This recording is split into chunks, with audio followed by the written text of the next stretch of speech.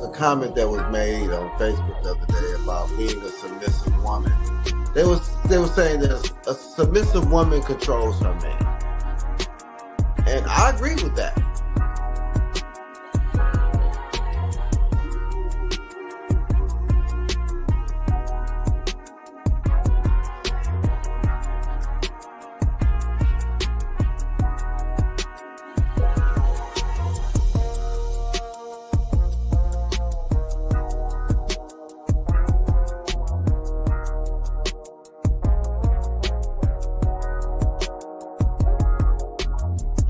I think until we begin to talk in honesty and transparency and stop pandering to both sides, especially to the sisters, because there is so much entitlement, and because men have been quiet for so long, and it's been the men that has been quiet were the type of men that y'all really need to be listening to.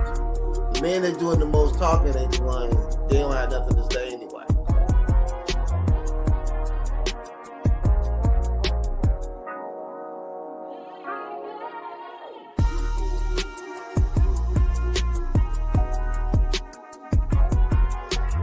What's good? It's your boy Quay Price, man, holding it down for Kandid Konvos. Definitely check us out every Wednesday night, 8:30 Eastern Standard Time.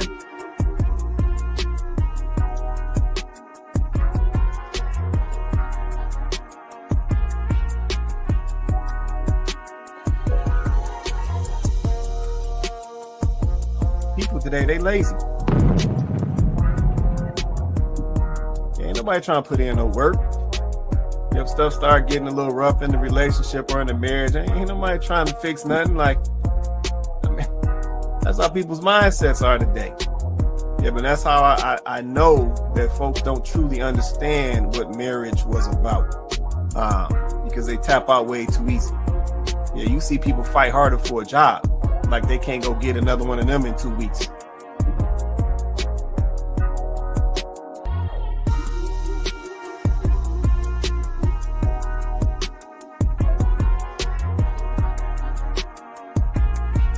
Yeah, she's talking about these guys coming to these foreign countries and sourcing out these foreign women because they possess these character traits. Yep, they're more cooperative when it comes to a man, or they're more cooperative when it comes to a marriage and a relationship. They're more, nurturing forward when it comes to a relationship. They're more I don't even want to use the word soft, but I'll use the word soft. They're softer when it comes to, these relationships and interactions with men and so forth. And like I said, we definitely got to be honest. We see a difference, right? We see a difference. And I think, Chloe and Tay made some good points earlier. A lot of this stuff is based around money over here in the West.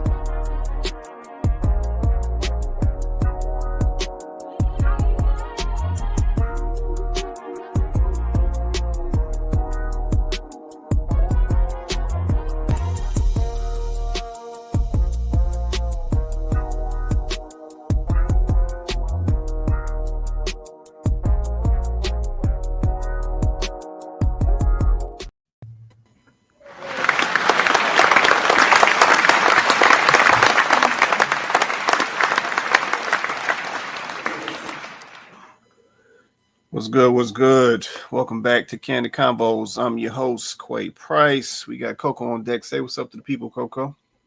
Hey, everybody. Welcome back. And welcome back.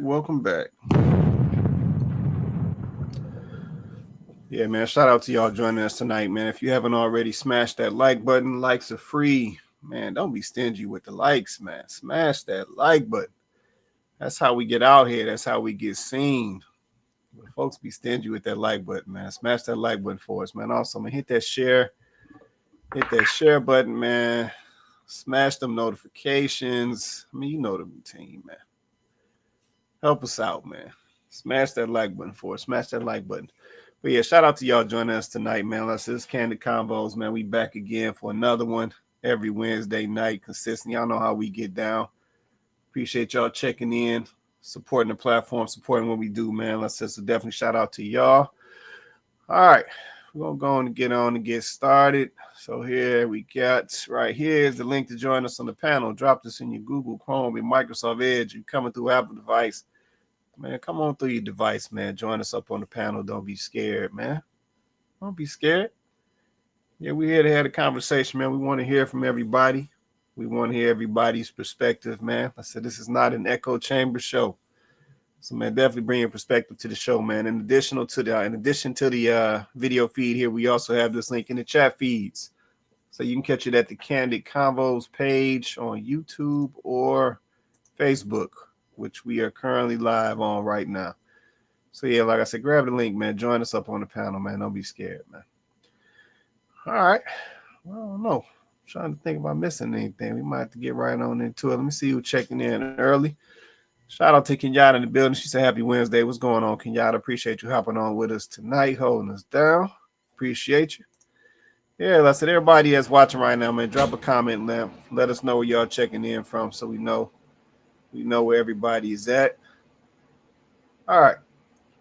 Let's see. Shout out to Victoria Brooks. She said, hey, what's going on, Victoria? Appreciate you hopping on with us tonight as well. Holding down YouTube. All right. So we'll drop this link down for a minute. Y'all let us know if y'all need this link, but y'all can get it out the chat feeds. Like I said, so y'all to see it. But also, once again, man, if you're watching right now, hit that like button for us. Hit that like button for us. All right, cool. I don't know. We might go on and get to it. Let's see. Shout out to, I think that's Tahuti Ra. Shout out to Tahuti. You've been on before. Checking in from the Bay Area. What's going on, Tahuti? Appreciate you hopping on with us tonight. So let me know if I'm pronouncing that right. I think it's Tahuti Ra. So let me know if I'm pronouncing that right. Appreciate you. All right. What's going on? My guy Hirsch just hopped on. What's going on with you, man? Hey, good evening, everybody. How y'all doing? Doing well, doing well. How you doing, man? Hanging in there.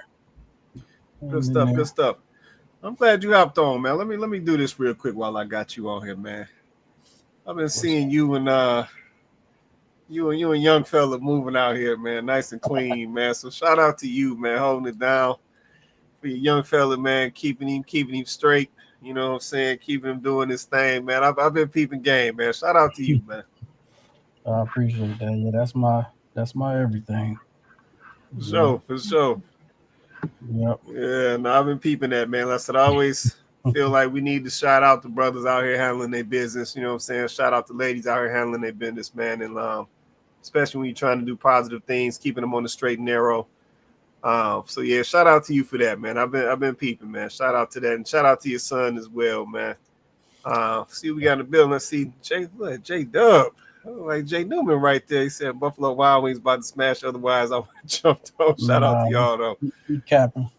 Man, you know how you do. you know how you do. Stop the cap. Yeah, these are my peoples from back in the days, man. Shout out to my guy Jacob in the building. All right, let's see who else we got. Let's see. Shout out to Donovan. He said, what up, fam? What's going on, Donovan? Appreciate you hopping on with us tonight as well. Holding us down. Let's see. Tahuti said that's correct. Salute to the panel. Okay, cool. Appreciate that.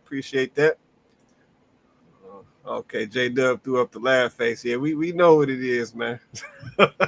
We know what it is, man. All right, cool. So we got Coco, we got Beatbox, we got Herschel on the panel tonight. So we about to get on into this, man. So let me drop this. We're going to go and get on into it, man. Topic for tonight. This generation is cooked. Yeah, man. Let's run that back. Topic for tonight. This generation is cooked. Okay. So we got a plethora down here, man. I think somebody coming out the gate trying to put up a fuss right here. All right, let me kick this one off. On the internet is black men. All I see on the internet is black men downing black women every day. In our comments, It's way more men. I would assume when I started this journey that it would be women hating on women. Every bad negative comment about me is mainly from a man. I rarely see a woman comment negative. And I didn't know men were so catty like that. And so quick to want to put a black woman down. Like, she's trash. She's this, she's that. She's like the most horrible things you can think of. And I'm like, who raised y'all? Because I come from a generation and my dad and how I was taught, like, I never see my dad talk down on a woman like that. Even if he can't stand this motherfucker, he's not going to sit in my face and pillow talk about another woman or bring her down. He probably did it behind in his own room, like this bitch, you know, but it was never that. And I feel like Black women, all I see on the internet is how white women are better. American, non-American women are better. This and that are better, better, better. And it's like, have your preference, but don't bring us down while you're doing it. If you want to be with a woman that's not American or not white, do that. But stop referencing it to a Black woman. Because when Black women get with white men, they're not talking about Black men are trash. They're just loving and living their life with this white man, period. And it's like, you don't have to sit here and down the other race because you don't want to fuck with them.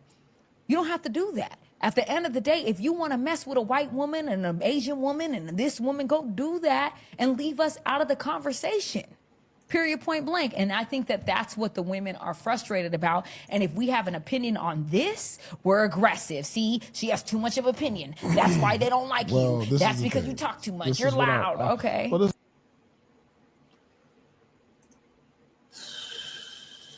Man. Okay, topic for tonight. This generation is cooked.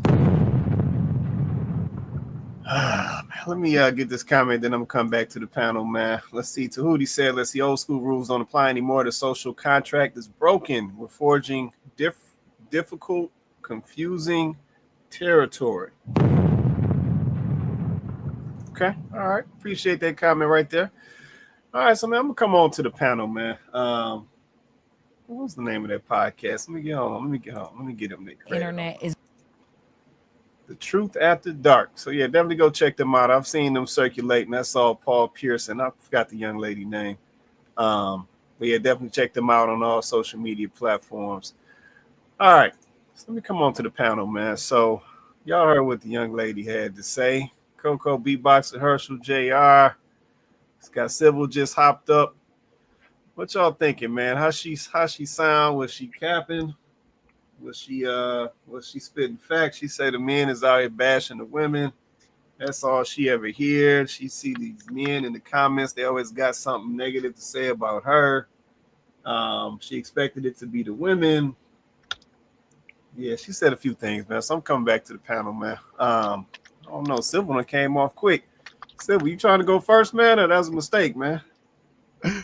No, I'm gonna let you guys go for it first. Like, this is actually a topic I do want to jump in on, but I'm gonna let everybody go first because I might end up going on a rant here. Okay, I got you. Coco, Beatboxer, Herschel, JR. Anybody come off mute, say what you want to say. Go ahead, Beatboxer. Oh wait, who's going first? One of y'all just went back off. Coco, it's on you now. Go ahead, Coco. I was gonna let the gentleman go. Yeah, I don't. Okay, so I don't think I have much of an opinion yet, other than to just say that I think it's a little bit disingenuous, right? I don't think that you can hop on the internet, Donald John Quavius, Trump internet, and start popping your mouth off about men all the time, and then not expect them to run to the comments to have something negative to say back.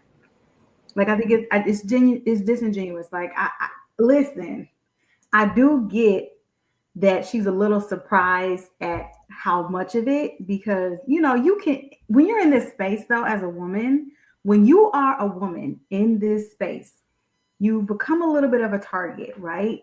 And sometimes you catch strays, like you catch stray bullets all the time, because men are just fed up with the way that they are being talked about, the way they're being represented online by women, the things that are being said, the misrepresentation. And so as a woman, I think that some men are already just kind of on guard. So when a woman begins speaking, they're looking for something negative or critique. They're ready to attack, because I think they feel as though they've been attacked a lot. I do think that I like to see men come to the conversation a little bit more good faith, because I feel like men are tired of going back and forth with women. Like, I really don't think men enjoy that. So I think that at the same, if that's the case, then let's try to have a conversation. Now, don't get me wrong, disrespect is disrespect. And once that's on the table, you don't get to decide how somebody responds. You don't. I mean, it would be nice if you could, but that's just not how it works, right? Like, once someone feels disrespected, it is what it is at that point. But yeah, I think it's disingenuous though for her to position it once again like she's a victim, because we reacted to a few of her clips when she was on the Unqualified podcast. Now I know she's doing this podcast, separate podcast, but she said some inflammatory things in regards to relationships and men, and so you can't. We haven't forgotten that, boo boo. Like, we remember. So you can't be surprised. Like, it's fair game. That's real. That's real right there. Appreciate that comment. B-Box and Herschel, y'all can come off. I know y'all was trying to come off a minute ago. Go ahead, B-Box. It's funny when I see, melanated women talk about how black men are catty when they've been talking bad about black men for years, even before I was born. I mean, you got shows even up until like the 60s and 70s of black women saying black men ain't doing this, they ain't doing that. Right after segregation was over, right? So you're like, so we did all that work for y'all, and then y'all come up and saying, well, y'all ain't shit now. Well, that's interesting. So it's not fun when the rabbits got the gun now. We're the ones telling about you guys about yourselves, and you're mad. I personally don't go back and forth with women. Personally, like, if you're saying something to me and we're going to debate, I'm not even going to do it. I'm like what Coco said. I'm not trying to I don't debate terrorists, and that's just how I feel a lot of women are these days. They're just terrorists. Like, I don't even want to waste my time. That's why I think sometimes Miss Coco may come in bad faith, because it's a waste of time. We know, like, you're not going to listen to me, so I'm going to be an asshole. She also mentioned the dating out thing, explaining to women why some men are doing it and their legitimate reasons is not downing you. If you, the stats and all the things we've talked about kind of explain what's going on. And like I said, a lot of black men are kind of apathetic at this point and aren't trying to explain why we're doing it, right? It's either you're going to do what I want, or I'm going to pick somebody else, or I'll be single. And actually, most black men are single these days. So I have seen some of her videos. It looks like she's evolved a bit and she's gotten a little bit better. So I'll give her that. But dude, like, a black man like me, I'm not trying to explain why I'm doing what I'm doing. Like, you either going to do what I want, or we ain't talking. I'll be nice to you. I'll treat you like a human being. I won't be mean to you, but you will be a stop sign when it comes to dating and relationships. I will not talk to you. Like, that's just what's going to be. And I don't know. I say this all the time, but it's over. A lot of black men, we ain't trying to, a lot of us, especially younger ones, we're not really trying to come to the table like that and negotiate, again, with the terrorists. You're going to do what I want or not. You don't do it. But don't come back to me saying, we need your help. We need the reach back, as I call it. We need you to do this for us, for the community. No, thank you. Oh, come on. What, B-Box, what are they again? What are they again, B-Box? Terrorists, scallywags. Leave them alone. Oh, man. He out cold, man. Let me come over to Herschel, man. Go ahead, Herschel. It's on you, man. Yeah, just 2 points. I mean, I feel she was being a little dishonest about, saying that when black women date white men, they don't bash the black men. That's false. Because some of them do. There's a population of a group of them that do that. So making those general statements is not really cool. And then saying that the men like be bashing them. No, I mean, people are just saying what they want. They're just telling what they like and saying what they don't like. And I agree with B-Boxer. Like, I mean, I've actually posted some things on my Facebook and things, like, where I just make some statements about some experiences that I've dealt with women. I don't even cater it to like African American, black, or I don't talk about race. I just talk about a woman in general or women in general. And then some females will respond to my posts like as if they're offended or this and that, or they're trying to prove me wrong. I don't even get into it. I just say okay and just keep it moving, or I don't even respond because I'm not here to disrespect people. I'm just posting my situation and my stance on certain things. And I mean, I think every person has that right to do that. Now, I don't subscribe to the bashing and like calling them out of their names and being disrespectful to that type of stuff. Like I don't do that. I mean, it's not no point because I view my race as beautiful queens and all that and everything. So if people are talking negative towards certain genders or whatever, it's pretty much a certain population of them, not like all of them. You know what I'm saying? But people don't think that far enough to like decipher that. Yeah. No, that's real, man. Appreciate that comment. All right, Civil, it's on you, man. This is actually kind of, it's like a multifaceted kind of question, because what she's proposing is her experience with black men that are dating out. She views it as a personal attack on herself, so she puts it out into the ether like, hey, this is how everyone else feels. So black men dating out, they hate you, they don't like you. The reality of the situation is, like, if we just look at the numbers of the amount of black people that are in the United States and within a certain demographic or a geographical area, if we genuinely want to be able to find that other black person that has they have the same mentality that we do versus popularized culture, the likelihood of finding that versus finding that from someone who's outside of the race, it's just lower. And a lot of times it's not that dudes are just actively not trying to date black women, because black women are gorgeous. Like, a gorgeous woman's a gorgeous woman. But black men having the option to date out, it just means we don't have to settle as much. Like, we have the opportunity to date out and get more for the value of the dollar. And yeah, that does put a lot on black women, especially given like how the formation of America has occurred and like put them in the positions that they're in. But that's just what it is. Like, it might sound bad, it might be real jacked up, but that just is what it is. And it's like the woman has to be better in order to qualify for the level of man that she's looking for. We're not looking for the same things. And until she gets on that program or is willing to kind of submit in that way, it's going to be numbers continuing to go up. It's just going to be the beigification of the NBA just continuing to go on. That's real. Coco, you want to respond to him real quick? Go ahead. Then I'll come back. I have a question, actually. My question is, okay, it's piggybacking off of something that Sybil said, right?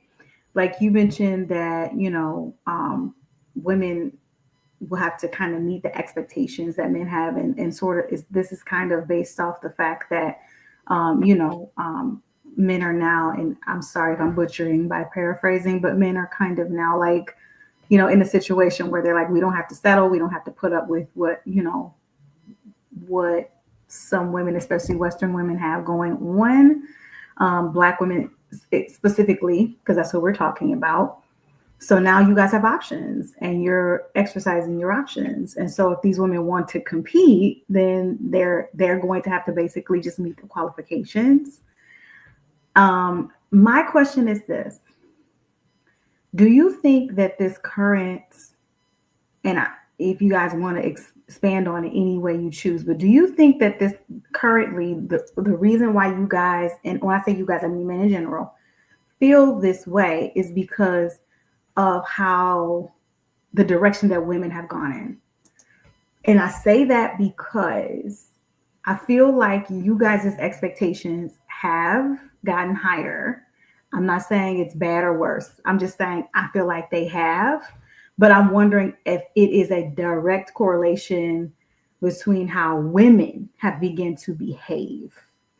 And so before, whereas you guys may have been a little bit more gracious about women in general and what you would expect from women, now it's like, nope, this, and this, or else.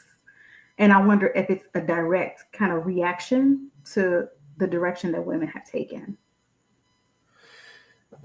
Yeah. So to respond to that, Coco, I believe it definitely has something to do with that. I think, you know, saying this word always comes up, and I know it's especially it's subjective in this current day and age, the way people think, but this word of grace, right? I think we have a situation where the grace for each other has disappeared, right? And we have a situation where women are saying what they ain't gonna deal with, or you got to be coming with this and this and that. And I think this is just my perspective, but I think overall, I think men have always had more grace for women. But I think now what is going on is guys are starting to pull back some of their grace, right? So this is some of this response that we are seeing. The other thing I will say is I don't even really think that it is a matter of a man's standards raising. I think it's actually more so a man's standards basically realigning.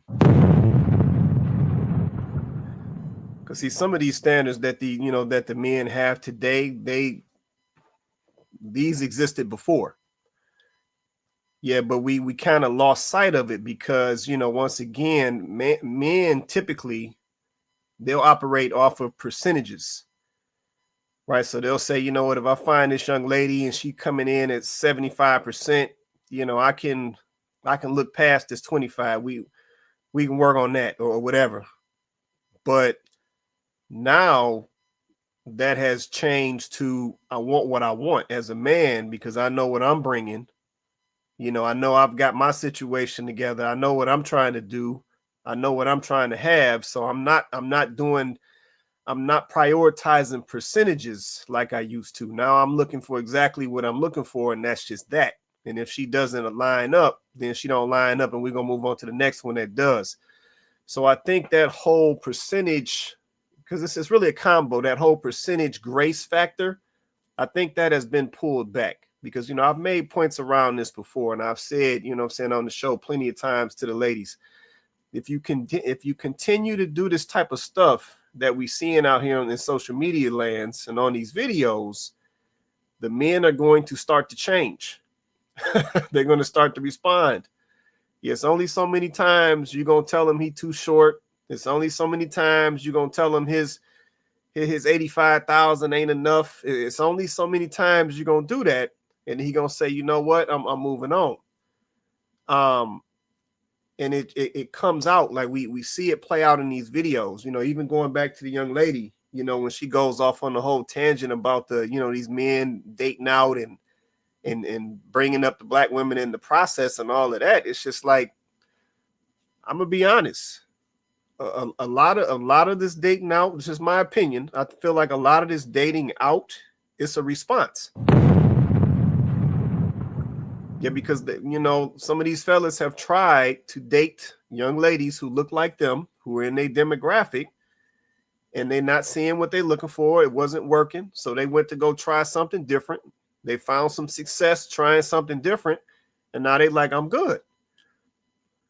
But what it also shows me when I hear it in these videos is that some of the ladies who get a chance to witness that, let's just be honest, some of them a little butthurt.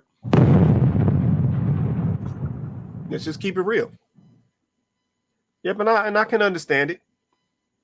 Yep, because even as black men, sometimes you may see, you know what I'm saying, a black woman that look like you, and you see her with somebody from some other demographic, and you be like, man, she was a little baddie. How we lose her? What's she doing with him? You know what I'm saying? And that's just real. Let's just be honest. That's just real. Yeah, but it comes out in these videos. It comes out in these communications and this disingenuous stuff that we keep seeing. Like these dudes being in the comments, being in the comments and being catty. It's just like, yeah, some of this is a response to all of you ladies with your cattiness. Let's just be for real. Because, you know, she want to talk about the men being catty, but it's like, I'm going to be honest with you. And to Herschel's point, I've been in conversations. I've posted things. And it's like these ladies come for your neck. And it's like, I wasn't even talking about you. I was talking about a situation I was in. I ain't even mention no names. Yeah, but they come hop on your head and you married, you know, they're trying to challenge is you married and all this stuff. And I'm like, what is you talking about? So yeah, people just, man, it's a lot going on. But like I said, I think a lot of it is a response to what has been put out there, what has become the norm. And yeah, people, they not responding to it well. And especially from the, you know, male perspective, the fellas, they just not going for it no more. Yeah, they used to work with it. Like I said, they used to give you your percentage benefit, but now it's just like, nah. They looking at themselves like, hey, especially the ones who got their stuff together. They like, hey, I got my cash together. I got my house. I got my nice cars over here. I got my little summer place over in Florida. I ain't got to deal with your nonsense because there is a woman out there who gonna act right for all of the things that I've achieved and what I'm trying to do. She gonna want to join in and do whatever she got to do to get along with the program. So yeah, they just not gonna deal with it. But I don't think that dynamic as they keep trying to frame it. I don't think that's bashing. Yeah, but we always try to put this bashing label on it, and it's just like, no, it's not bashing. Yeah, but it's a person at the end of the day. It is a person honestly trying to communicate something to you, but you don't want to hear it. So your response is it's bashing, or he being disrespectful, or he being catty, and it's all this, and it's like, no. Yeah, maybe when he made his point, and if you just had let him make his point and left it alone, then he wouldn't have had to come. He wouldn't have had to respond to you. But no, you just couldn't do that. You wanted to say something, and you wanted to be a little slick, a little nasty with your response. And then because he responded to you, because he wasn't going to let you just disrespect him, now you want to call him bashing, or now you want to call him catty. And it's like that's not how that worked. Because I don't know where we got to this point where we started thinking dudes just supposed to be weak and just supposed to let you say whatever you want to say to him and talk to him however you want to talk to him, like he ain't a grown ass man. Like, I don't know where we got that, but I see a lot of that. So yeah, it's a lot of nonsense going on. But let me come on back to the panel. Let's see, Joe, JR. I see Dub down here at the bottom. I see Joe, you off. Go ahead, Joe. Then I'm gonna circle back to the other fellas. Go ahead. Sure. I mean, her desire to try to put black men on a muzzle and leash is precisely the reason why you step, because other women don't do that. So I'm making that comparison because she's an example of why we make that comparison. Like, to be honest, come on. The white women I've dated haven't done that. The foreign women I've talked to haven't done that. It's been predominantly black women. And it's like, maybe it's just me. Maybe it's a me thing. And then I'm gonna go. I know I still like the black sisters. I still like the physique. It looked nice and the certain features. And I go back and then I had a recent experience. And it's like, damn. And I knew it was going to be a problem when she started talking about her insecurity, and then how she didn't feel like she deserved a man like me. Now it sounds innocent. I said, okay, this might be an issue, but I'm gonna play it cool. I rock with it for a day or two, and then immediately it starts coming out, right? And whatever she got going on subconscious, now she's trying to control me. She's trying to petition out certain things. You should be chasing me.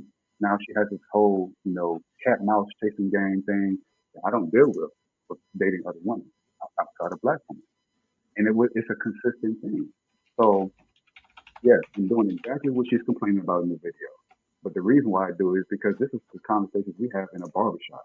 The only difference is that we now have a platform to talk about it openly. And that's the real issue, is that we don't have the Sally Jesse, women did. Sally Jesse Raphael, the Ricky Lake, the Oprahs, of course, and even Phil Donahue was on their side. So we didn't have any advocates. We couldn't speak for ourselves. We didn't have a platform. So now that we do, that's the real issue. It's not that we just started having these conversations. These conversations have been going on since I can remember as a little boy going to a barbershop, of many places that, man spaces that it was safe to go to and talk about these things. But now that it's in the open forum, we have too much influence. Now we're telling other guys who are younger than us, hey, maybe you should go to this place. Maybe you should go to this place. Maybe you should date these type of women instead and explore out. And that's what happened to me. I kept having these issues with predominantly black women who I'm dating, and I'm thinking it was normal until someone online said, hey, I went to Brazil. Hey, I went to Colombia. I was like, huh, okay. And then it didn't even have to be outside the country. It can just be within the country. maybe you should try a little bit of lighter complexion women. Nah, that's not really my thing. You should try it. So that's the issue, is that it's being spread out and it's getting too widespread. So, um, but it's always been the thing. So is it bashing or is it healthy critique? Now, personally, I don't have any ill feelings towards them. I still sometimes say, you know what, I'm not gonna let the past be the, woman's issue, that's her issue. I'm gonna try this one, and then it's like it's a pattern. It's some sort of pattern. I don't have the time or the energy to try to figure out, so I can analyze these things. I just go where it's the path of least resistance. I don't want to fight. I don't want to argue. When I come home from work, I want to talk to a woman who's peaceful. It's going to give me peace. It's going to inspire me to want to be a better version of myself, as opposed to me draining all of my energy trying to emotionally handle whatever issues she has going on. And I don't, because I wouldn't want her to do that with me, because that's just too much. That's too much. Coming into any sort of relationship. And it just seems there's a lot less of that when dealing with other women outside of the women that look like me, sadly enough. Not that I wanted to be that way. It's just that's just the way it is. And hey, even still now, I'm open-minded to a Black American woman specifically, changing my mind. I'm not going into any relationship with a Black woman still thinking about the last 5 or 6 or 7 I dated that didn't work out. It's like, hey, this one could be different. But so far, it hasn't been that way. And that's just the way it is. I mean, she don't want us to talk about it with you. All right. She's going to try to control us. That's why we dating now. That's it, man. Good luck. You got competition now. I hear that. And Okay, appreciate that right there. We are aware of our options. Yeah, no, that's true right there. All right, let's see. Oh, we just lost Jacob. Let me check on JR real quick. JR, you want to say anything on this? Or you good, man? Yeah, protect Black women. Okay, we're gonna leave it simple just like that. Okay. Well, go ahead, Coco. I'm full of questions tonight. Shout out to JR. I'm full of questions tonight. I'm the only woman on the panel, so I can't let this go down quite like this. So my question would be, I'm hearing guys talk about the others, right, in comparison to Black women. And I would just say this, right? When we compare with women from other countries, I feel like we have to be careful with that, only because those women have had different experiences. And they are dealing with different circumstances every day. The pressures, the economic situations, just like the cultural situations, it's very, very different. It's very, very different. And while I'm going to be the first not to give a woman an excuse, because I just think that we need to be held accountable for our behavior, for our choices. We all need to be held accountable, and that includes women. Okay, so this is not about excusing it, but we have to be fair.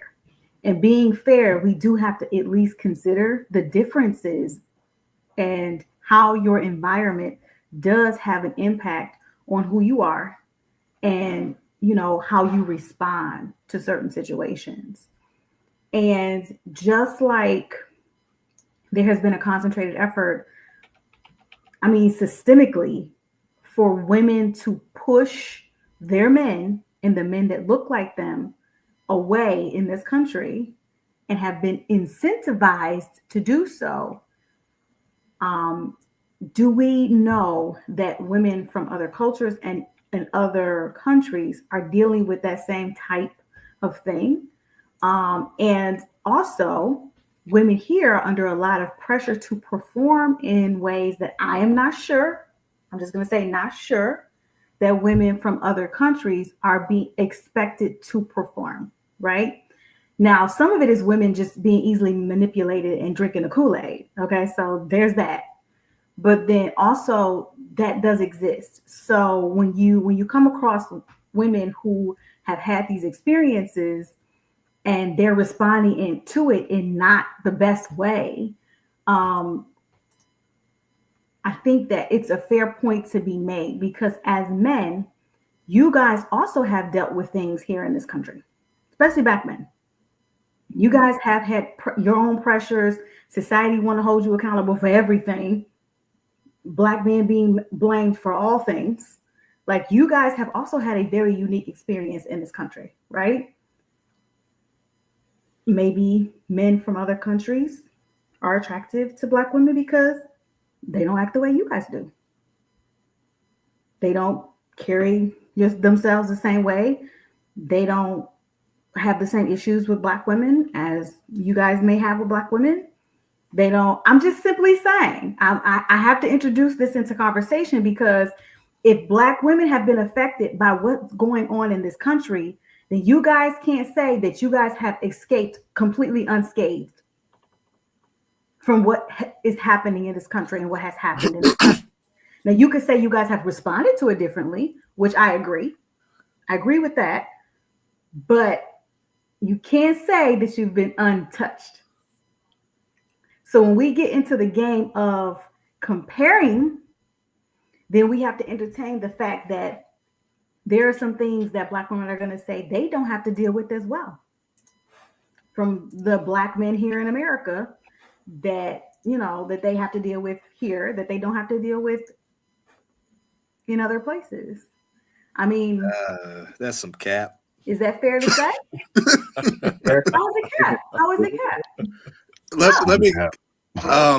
I will say this. That's a good question, though. I mean, that's actually a really good question. You framed it really well. I'm going to be honest. That's good. But here's the thing. Y'all know who Richie Rich is, the black guy Richie Rich. He's in Thailand. Y'all know who that is? Joe, you know who that is? Who I'm talking about? Cat from Hollywood, right? No, it's a black. This is a black guy. He travels. He travels like the Philippines and stuff. He in Thailand, though, right? I think he's in Thailand. I might be wrong. Yeah, he's in Thailand right now. I think that's Zoom to Thailand. I think that's his channel. Yeah. But yeah, I know you're talking about. Go ahead.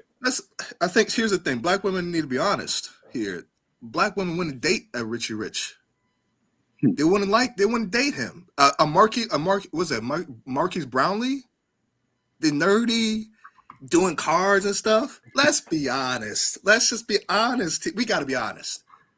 Black men who go to college, there's a lot of black women who say, "Oh, he ain't." Even black, in my experience, even when I was in college, black women say, "You a little ain't too much in the books. You double major in economics and political science. I needed somebody else who's a little more like a Pookie, basically." So I even got that, and I had the Pookie get up on. I got tatted up and everything, and I still got that. I'm like, "Oh yeah, you got to deal with him." So we got to be honest. We got to be honest. Black women like us. Black masculinity, especially in this country, for black women is very rigid. He needs to be dark skinned. He need to be as tall as me. He's got to be built like me, and he got to sound ethnic. And if there's a variation of any variation of that, hold on, Cole. Hold on. That's Cole. Yeah. Oh, I'm about to here. tag you in, Cole. 1 second. I'm about to tag you in. If there's any variation. And I'm not saying all black women, but we gotta be honest. It's most. If there's variation of any of that, there's a problem. There's an issue. He's lame. He's this, he that. Oh, he acting white. And this is not unique to black people, by the way. I mean, this is something that you hear from white trash, Hispanic folks, Asian folks. See, the difference is black men have leverage, just like Asian women have leverage. These are the two groups that have leverage to say, hey, we can either you do what I want or I'm going to go elsewhere. That's the point. You got to compete. Asian men, for whatever reason, won't compete for their women. Don't know why. And black women on the other side won't compete. They're like, well, we're good. Okay. Well, I'm going to be dealing with this other person, because she's going to do what I want. She likes the things that I like, right? She doesn't call me lame. And I'm going to deal with that. Like, I don't know what we're talking about. I'm sorry. But Bebasser, okay, because I'm just gonna do it.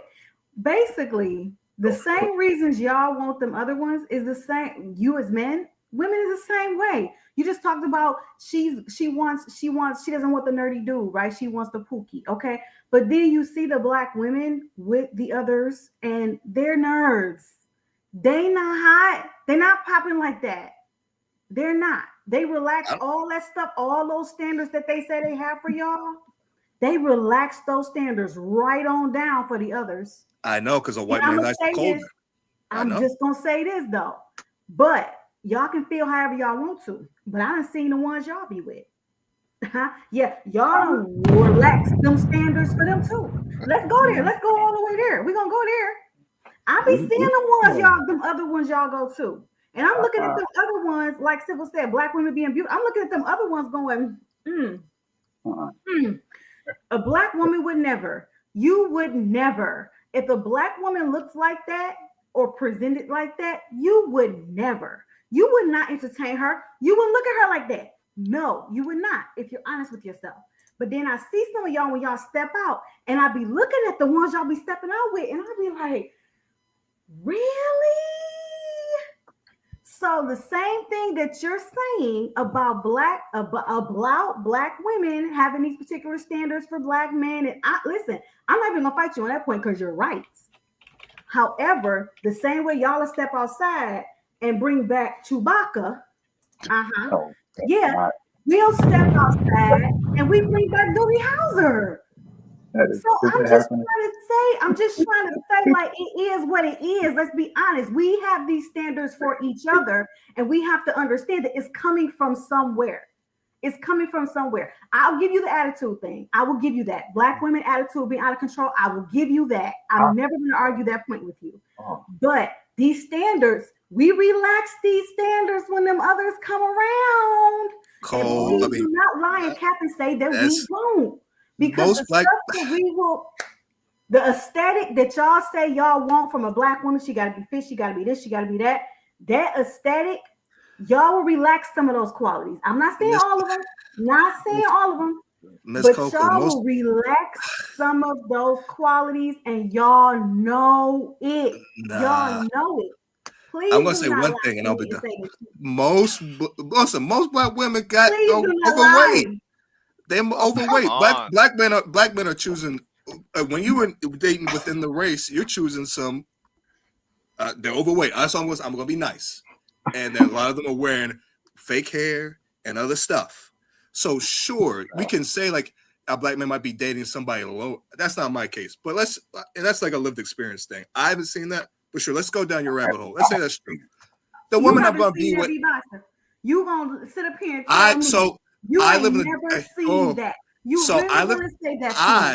I live in the DMV, so it's a little bit different. Y'all live in Detroit. I don't know nothing. Listen, I live in the DMV. I don't have that. That's a little bit different. It's a little bit different, right? A lot of women out here look good, except for some of our own. That's a different conversation. Oh, come on. I do live near PG County, so that's the biggest suburb. It's a little bit different. But I'm just saying.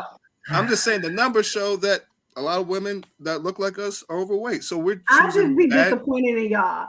I'll be so disappointed. I find out that y'all have stepped out. And I'm like, okay, let me see this. Because I already know. I already know I already know. I already know. And then it's like, won't. What? But she's nice to me, Coco. That's what matters. Ooh. Wait. So we talking treatment or are we talking looks? So see these two different things. So which one is it? My point is this. No, but y'all don't just want look. No, the reason why I went there is because y'all standards for black women include her looks. Stop that. Please stop that. When y'all describing a black woman and you're gonna be with a black woman, y'all want her to look nice too. Y'all want her to look good too. Y'all want her to look nice on your arm too. Y'all want that too. Please, y'all want to be attracted to her too. I'm not saying that attitude in some instances, attitude won't, won't influence it. I'm not saying that, but y'all want her to look good too. Y'all, please be honest that when it comes to a black woman, because black women are beautiful in general, when it comes to a black woman, y'all have higher standards for their aesthetic. You just do. Y'all got me over here clapping like a ghetto. I don't know. Y'all just do. We have a higher standard for your ability to be kind, to be pleasant. Y'all have a higher standard for their looks. Please stop that. Yeah, when because I they took you got out, bat eyelashes and waves on their head. Where's some wigs Do you on their mind head? if I? Of course. Do you guys mind Fellas, real quick if she know I y'all think I can capping, address fellas. what I She know believe? y'all Go capping ahead, right Steve. now. Come in here, save them. So what I believe I hear you saying, Coco, is basically that black men have a higher standard for black women. They have to look better than like a white, brown, yellow woman would have to be. Is that correct? Yes, that's part of it. Mm-hmm. I do believe that subconsciously that is true because we do place higher expectations on each other. But that's the same reason why you were saying that the black woman will go with the Doogie Howser dude because she has lower expectations from him as well. And it's like we kind of see that other color as a means of like, oh, that means it's already a +1 or a +2. And that was kind of the last time I was on, and the guy was on, and he was like, "Oh, I mentioned that I'm married to a Latina woman," and he's like, "Oh, congratulations to you." And in my head, I'm like, "For what?" It's just a woman, and it just happened to be a Latina woman that I got with. That had nothing to do with anything outside of that, but we all kind of put that little +1 or -1 or +2 or -2 based on the color. And in reality, a lot of the dudes that are on the internet complaining that that woman in the video was reacting to, they're the dudes that the women don't want anyway, but it's like the loudest portion of the group. So it makes it kind of seem like that is what everyone is. But in reality, it's not that. Like a dude that is a high quality dude is a high quality dude in the United States, China, Japan, Thailand, wherever he goes. Mm-hmm. A woman in the United States with westernized culture would not be seen as a high market sexually female in other countries, so that their numbers are just a little more restricted. But if that same woman was, very, not submissive, but just more in line with her like female qualities and role, she'd pick up a great dude here. She doesn't have to go overseas. For a dude, they might have to go overseas. They might have to step out because their dollar just happens to go further. And it's like, if I can get a woman who's good looking and is nice to me, or is maybe not as good looking, but she's really nice to me, I'm going to take that for my wife over the super bad woman who's rude or like aggressive with me.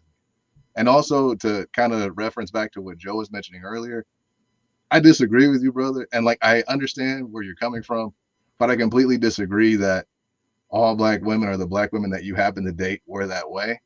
For me, that's more of a personal thing. Like, as a dude, if these are the women that I'm dating, regardless of what color I'm dating, there's a program that I have and that they kind of have to get on in order to date me. And that is not color restrictive. That's just they have to meet a couple of qualities and standards. And I think the message that kind of gets put out there by black men when we say like, oh, I would still date a black chick, but I go in with this prejudice of they're going to be a certain way or they're going to act a certain way.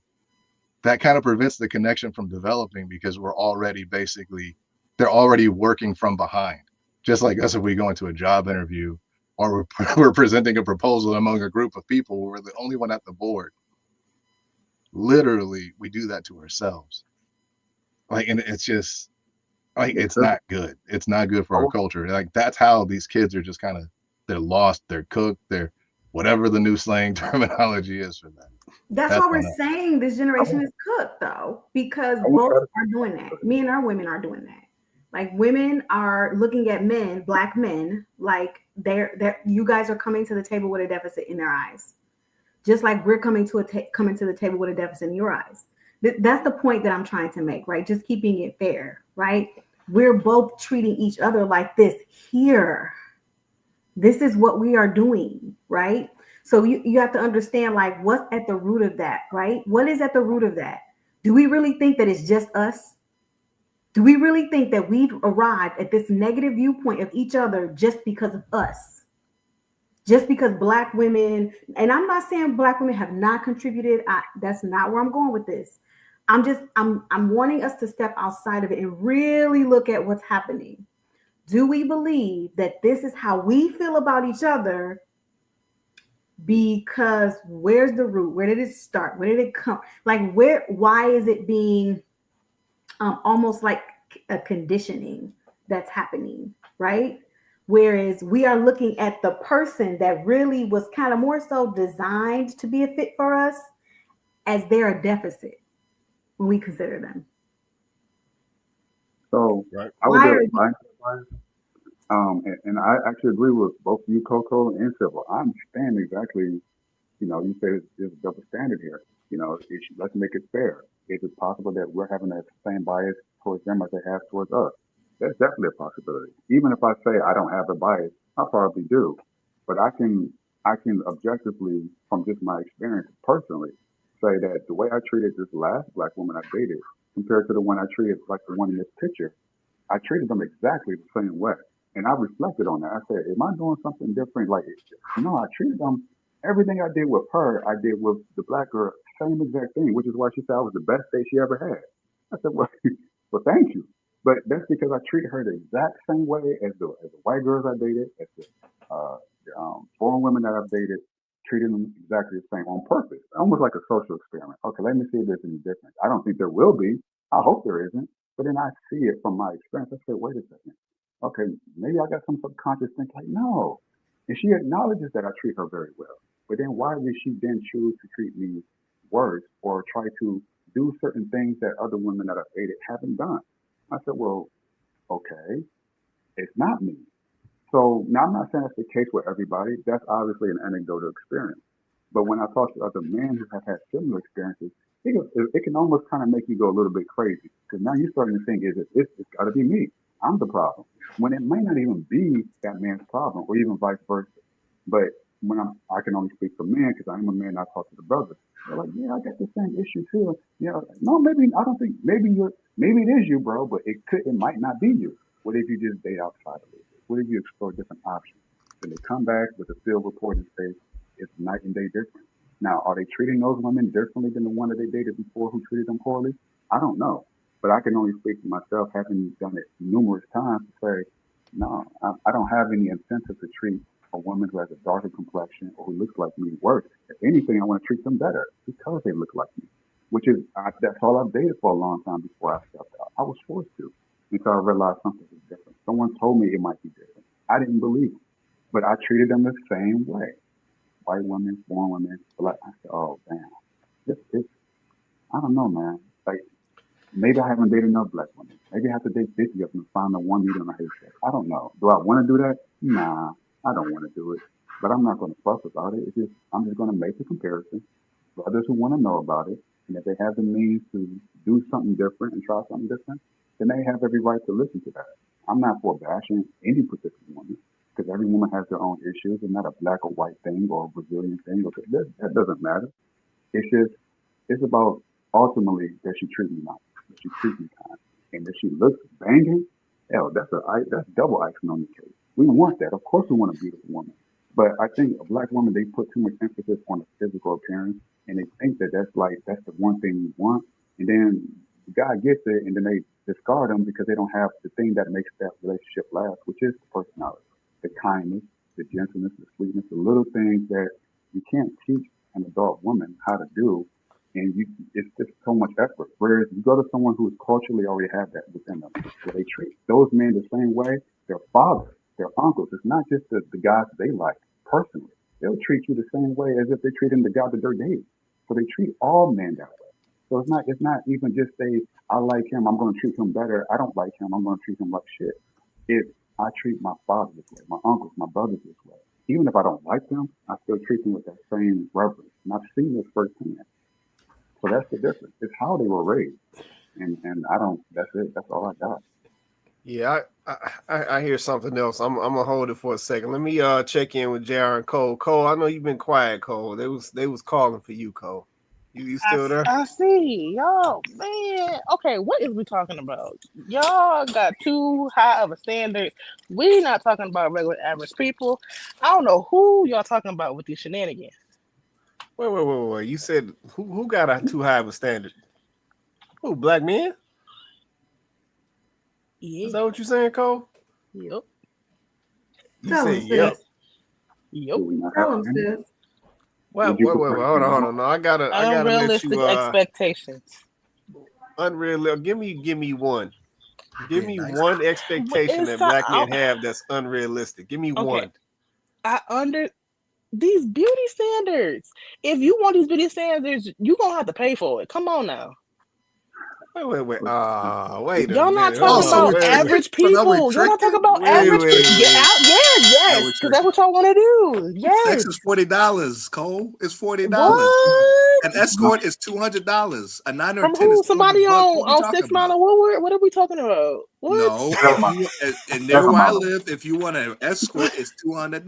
Because the ones in Vegas is high price. I'm just saying, the ones in Hold Vegas on. is high price. Hold on, Cole. I ain't letting you off the hook. I got to dig into this. So you talking about beauty standards? So you got to give me at least one example. So what's one example of a beauty standard that black men have that's unrealistic? Dude, they all want the chick with the bust down. Bust downs cost a lot of money.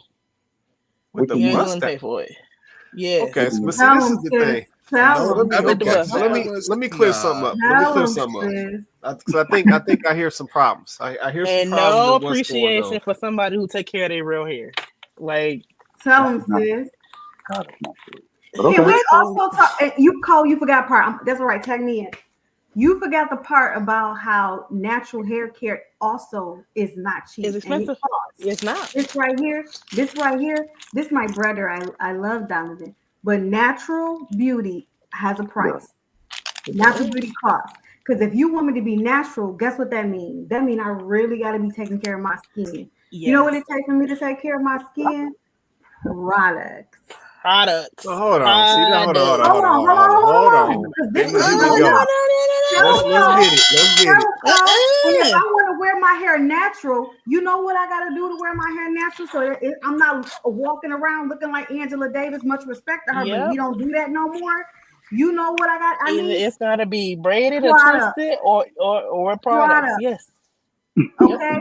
So let's be clear. While y'all be seeing these women out here, this is why I say sometimes y'all got to stay out of women's business. When y'all be seeing these women out here, all the way, and you'll see her with her natural hair, and you be like, "Oh, see, look at her! Oh, come look at on! Her. Oh, she wearing her hair." You have no idea what that woman did to get her hair looking like that before she came out the house.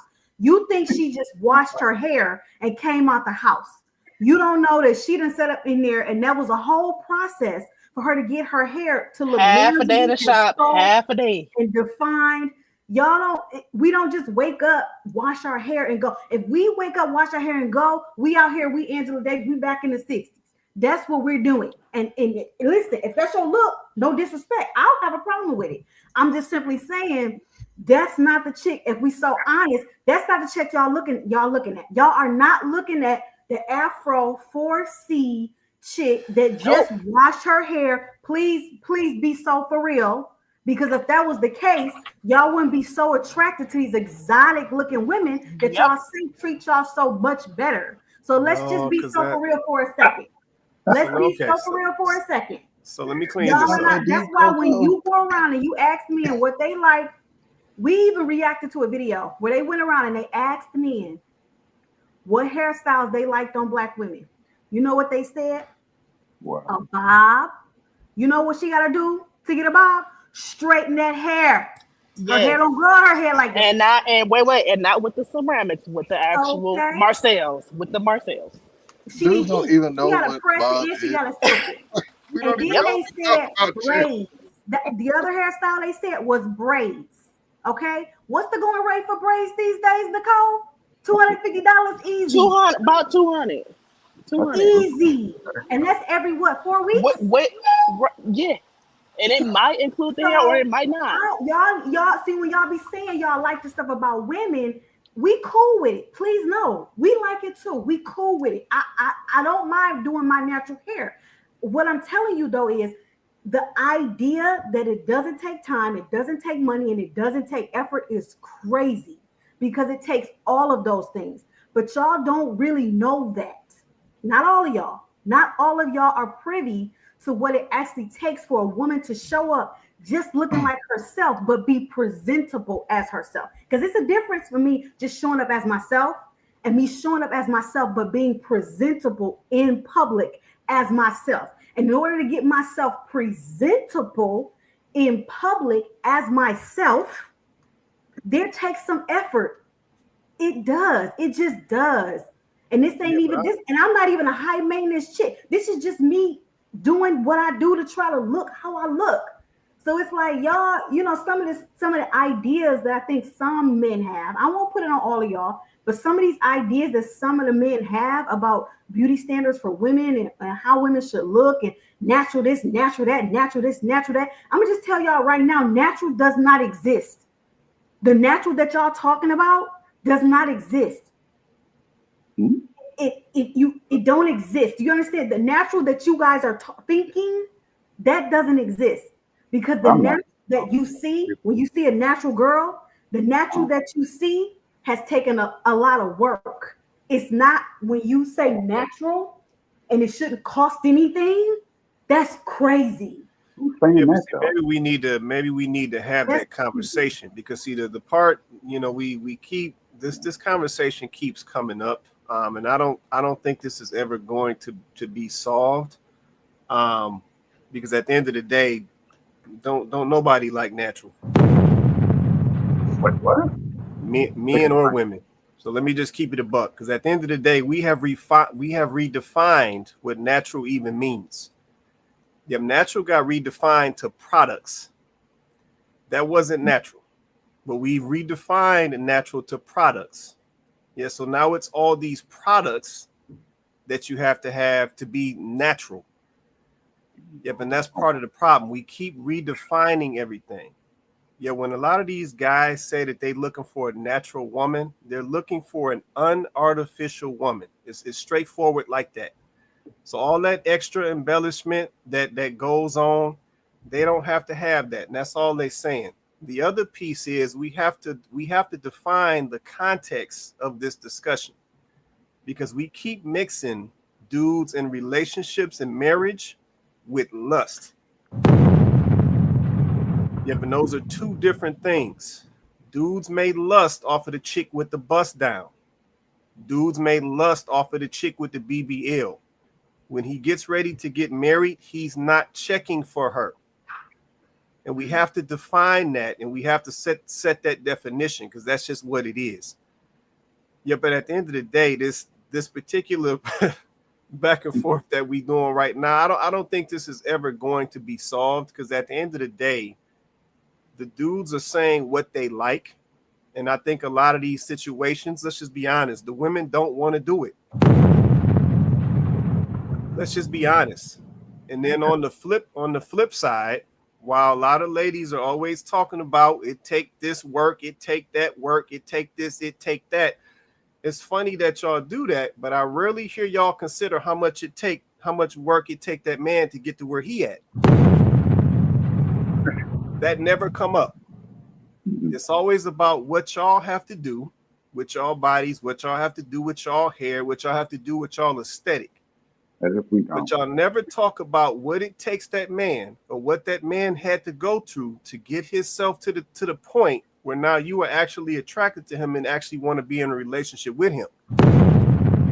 We don't talk about that. So at the end of the day, let's say these conversations are about the context. So if we're going to talk what a man is interested in a marriage scenario or relationship scenario, that's one thing. But if we're going to talk about what dudes lust off of, then yeah, we can talk about the bust down chicks on IG, and we can talk about the super flat sucked in tummies and all of that. Because when I look at a lot of these dudes who are married and have wives, they wives don't look like that. So let's just keep it a buck. So yeah, let me just put my little 2 cents in here, because I've heard this conversation a million times, and it's like we ain't gonna get nowhere if we continue to look at it in the wrong context. Go ahead, Coco. Here's my only thing with this, right? Go ahead. I feel like sometimes men this is why it's important for you to understand what a woman does have to put into it, right? Because it's what you're asking for. So it's relevant what a woman has to do to get there, because it's what you're asking for, right? I'm not sitting here saying that men don't also have preparations and things they have to do. Who said that? Nobody said that, right? What we're saying is whatever y'all have to do, I need to step back as a woman because I don't understand what it takes to do that and let you do that. And as a man, you might have to step back and let me do what I need to do to prepare to be what you would like as a woman, right? And we both have to respect the fact that you have work that you do as a man because I don't understand what that is. You're right, I don't know what that is. And as a woman, you don't know what I have to do, and you don't know what that is. You don't know what it entails. So why can't we just have respect for our own individual experiences and not always be so heavily critiquing the other person, men and women? I'm not just talking to the men and women, so heavily critiquing the other person, not even understanding what that other person has to do to position themselves to be the type of man or woman that gets chosen, right? Or that somebody wants to choose. What I am offering men is this understanding that it's natural. This natural that y'all keep talking about is not real. It ain't got nothing to do with redefining it. It's not real. And what I mean by that is this hair on my head would be standing on top of my head if I did not, at minimum, run a blow dryer through it. Once I do that, it's no longer in its natural form. I need y'all to understand that. So when y'all say natural, please understand that it's not just natural. There's some type of manipulation that I have to do to even get it to look like this is my hair on my head. But there's still some type of preparation that I have to do. It's your hair, though. Let's define it now then. So to a woman, what does natural mean? Go ahead and define. Let's define it right now. Just to a come woman. off the wild. To a woman. Natural. I saw Cole come off too. So ladies, Cole and Coco, tell me right now, to a woman, what does natural mean to y'all? Natural. Go ahead, Cole. So natural means to me like low manipulation. Like very low manipulation. And then if you're talking about like natural hair, then it means something that's like it's mine and it's probably closest to its natural state as it can potentially be. So like for example, for my hair, like I don't press my hair anymore because it introduces heat damage. So for me, in order to keep my growth, and mind you, I cut all of my hair off, most of it, like 4.5 years ago, because I couldn't wear my natural hair, meaning like the natural curls and waves and all that. In order for me to be able to wear that out, I had to cut my hair. And for most styles, like I'll do braids or I'll twist my own hair with a mousse. So again, low manipulation. I'm not perming it. I'm not putting a chemical in it to straighten it. So so let me ask you this. So when you get your braids, and I'm assuming I'm assuming in that situation that the stylist, whatever y'all call them, she's putting in some additional artificial hair along with your hair that grows out of your head. Do you still consider that natural since it's low manipulation? Yes, I consider it low manipulation because when it comes to that particular process, the only manipulation I'm getting done to my hair is like having a blow dryer, and then the hair is added to my like braids to help maintain like the wear on it. So like my hair, like the length on it would be shorter if I just use my own hair, and probably not as full looking as opposed if I added hair to it. And then how my ends are, like in order for them to like enclose and not curl up or lock, which also will cause a problem. That's also why I add hair. Okay, so this essentially, so just for clarification, does it become unnatural? Does it become unnatural once it's either straightened or chemicals are put in it? Is that when it becomes unnatural? For me, yes. Okay. Yeah. Okay, I got you. Yes. So basically, what's happening is, well, Do you want to know? Because he asked the women. Do you want me to respond to it? Go ahead, Coco. Go ahead, Coco. So basically, anything outside of you wearing your hair, like she said, low manipulation. I don't consider braids low manipulation, actually, because once you add in extensions, it's not your hair alone anymore. Like, I'm just being honest, right? We're gonna have a real frank conversation. Go ahead. I consider myself a natural, but I'm not 100% natural all the time, because there are times when I wear my curls, but there are also times when I straighten my hair. There are times when I get braids, right? I use the full versatility that I have available to me, right? And when somebody takes some false hair and brace it in your head, in my mind, you done left natural lane, because that hair ain't natural. The hair that you just braided in, it ain't natural. So you done left natural lane. Now, if you get your hair braided without it, okay, that's just your hair that just it's been braided. But once you add in extensions, that's fake hair. So it's not natural anymore. I know we still call that natural because our hair is braided in, and so there is a gray area. But for me, adding any type of false artificial, like you guys said, is not ours. That part's not ours, right? My original point and reason why I took it where I took it is because I needed the men to understand that what you guys are asking for. This is why I said the challenges are just different with Black women, especially Black women in this country. This is not about making excuses. It's not about that. But y'all, even you as men, you guys as men have gotten used to seeing women, Black women especially, in a certain way. So to sit here and act like if we all of a sudden just stopped with all the products, stopped with all the manipulation to our hair, and we all just started wearing our afros and wearing our natural textures and wearing our hair without any products and doing the actual real natural thing, like Cole said, when she just wear her curls, and we all just started doing that, that it's not going to be a transition that Black men have to have in their mind of what they may have liked about how a Black woman styles herself and carries herself, and what we were and what we are now. Like we have to. I'm just waiting for somebody to actually be honest and say that when y'all say natural, y'all really just mean you don't want the lashes, you don't want the weaves. Okay, but that's what y'all don't understand is even if we remove the lashes and we remove the weaves, that's still not natural. So what I'm trying to get you to understand is you don't know what you're asking for. We do.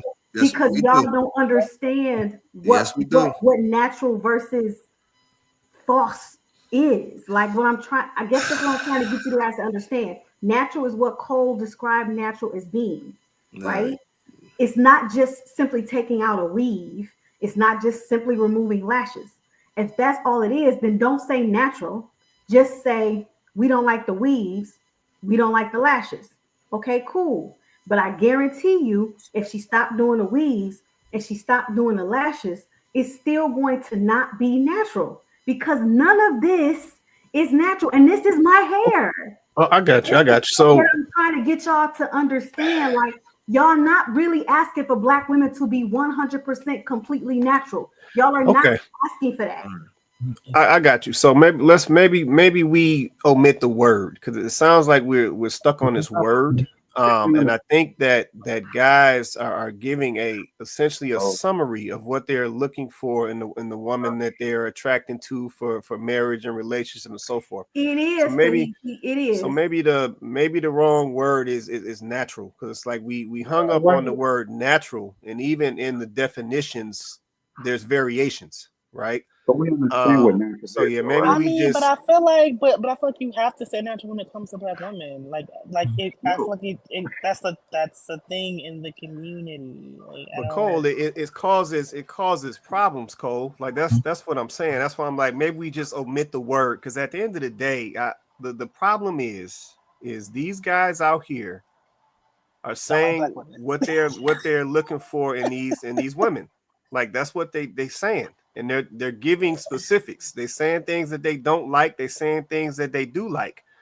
But it's like once this natural word comes up, then it's like all heck breaks loose, and it's just like I don't think these guys are saying he needs you natural to the T, like because it's almost like they're getting held to this natural to the T thing, and I think maybe we just need to omit that word because I said there's a miscommunication there clearly between the men and the women when it comes to this natural perspective. That's what I hear. They must understand that what we mean by natural. Obviously, when men we wear natural. If you say I like a natural man, and I've heard women say that before, we understand that to mean, oh, I don't want a man who has a beard that's just unkempt. It's coming out of his face, but he never shaves it, he never cuts it, he never styles it. Oh, I just want a man that has bush on his head and he has, arms hair all over the place and he just walks outside naked. Yeah, we understand that's natural. But we all understand collectively to some degree what natural is. That is not the kind of standard that we put on black women that we don't put on or that we don't accept from other women. It's just that when I come out the house, I look the way I look. I want to be able to see the way you look naturally. But even my face is shaved off. You might not see all my hair, but my hair goes out of my face. My hair may be cut a little bit, but it's still the hair on my head. It's cut, it's manipulated, it's controlled, it's presentation. That is still my hair. When we say natural, that's what we mean. And it seems like we would think most women understand what that is to me. Secondly, at least when I say natural, and I think most men would agree, natural in terms of just the energy and the spirit, in terms of femininity, the feminine energy. It's a natural energy. Just like a woman wants a natural man. When a man says, oh, you're such a manly man, that's a natural presentation. It's not just a physical thing. So when I say natural, I'm thinking like just be normal, not be overly socialized. We all are socialized to a degree, but have a certain level of femininity about yourself that's soft, where you're not hard and have to compete with that. That is a natural thing that I'm looking for. So that's why when you say it's overly focused on physicality, and yes, that's important because presentation, first impressions matter. It does matter. But then once you get past that door, in terms of building something with a person, now that other natural part of you has to come out and shine. It's your kindness, it's your gentleness, your softness. As a woman, those feminine qualities, that's natural. So I'm thinking, and I'm sure most men would think natural. I want a natural woman. It's a holistic approach. It's not a one-dimensional idea that I feel like you're thinking that we're thinking. At least us men on the panel, we have that level of understanding. Maybe some men, they just want a natural woman and they just want the physical. Cool. There are some men like that. But the majority of men, when they say natural, it's an all-encompassing word. It is your presence, how you present yourself physically, how you are internally, how you treat the man personally. That's natural. So I just want back in return what I put out there in terms of natural presentation, from head to toe, inside and out. That's what we mean. Just to clear that up. Yeah, can I elaborate a little bit?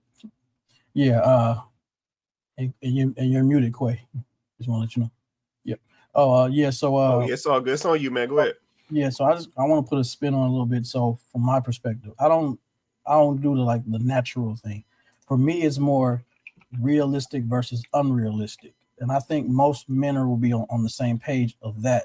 So what I mean by that is this: I don't like to see, when I see a woman who has natural roots that are, like everybody's saying, a little coarse, but then they have a lace front or they have a weave on there, and it's literally, it's not their hair texture, and it's down to their butt.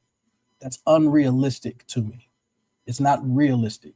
So she can have a weave, but it has to look nice. It has to look like has to look realistic.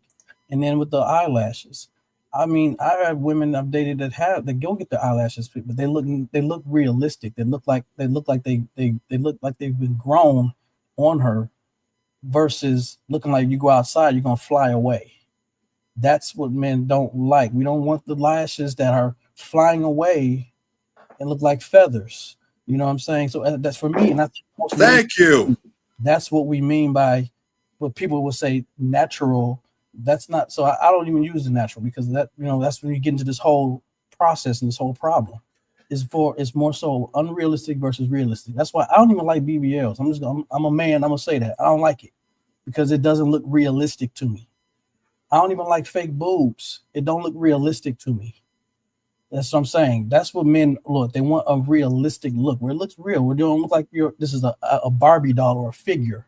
Now, like I said, like what Quay said earlier about the lust thing. Yeah, I mean, for a good time or you in your days when you just out here, that's a cool little thing to do. But when it comes to who you're gonna be your mate or who you're gonna marry, we want something that's more realistic.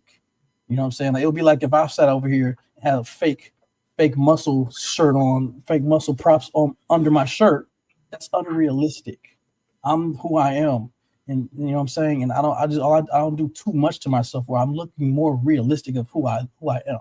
That's what I think most men are trying to convey, and people get that misconstrued.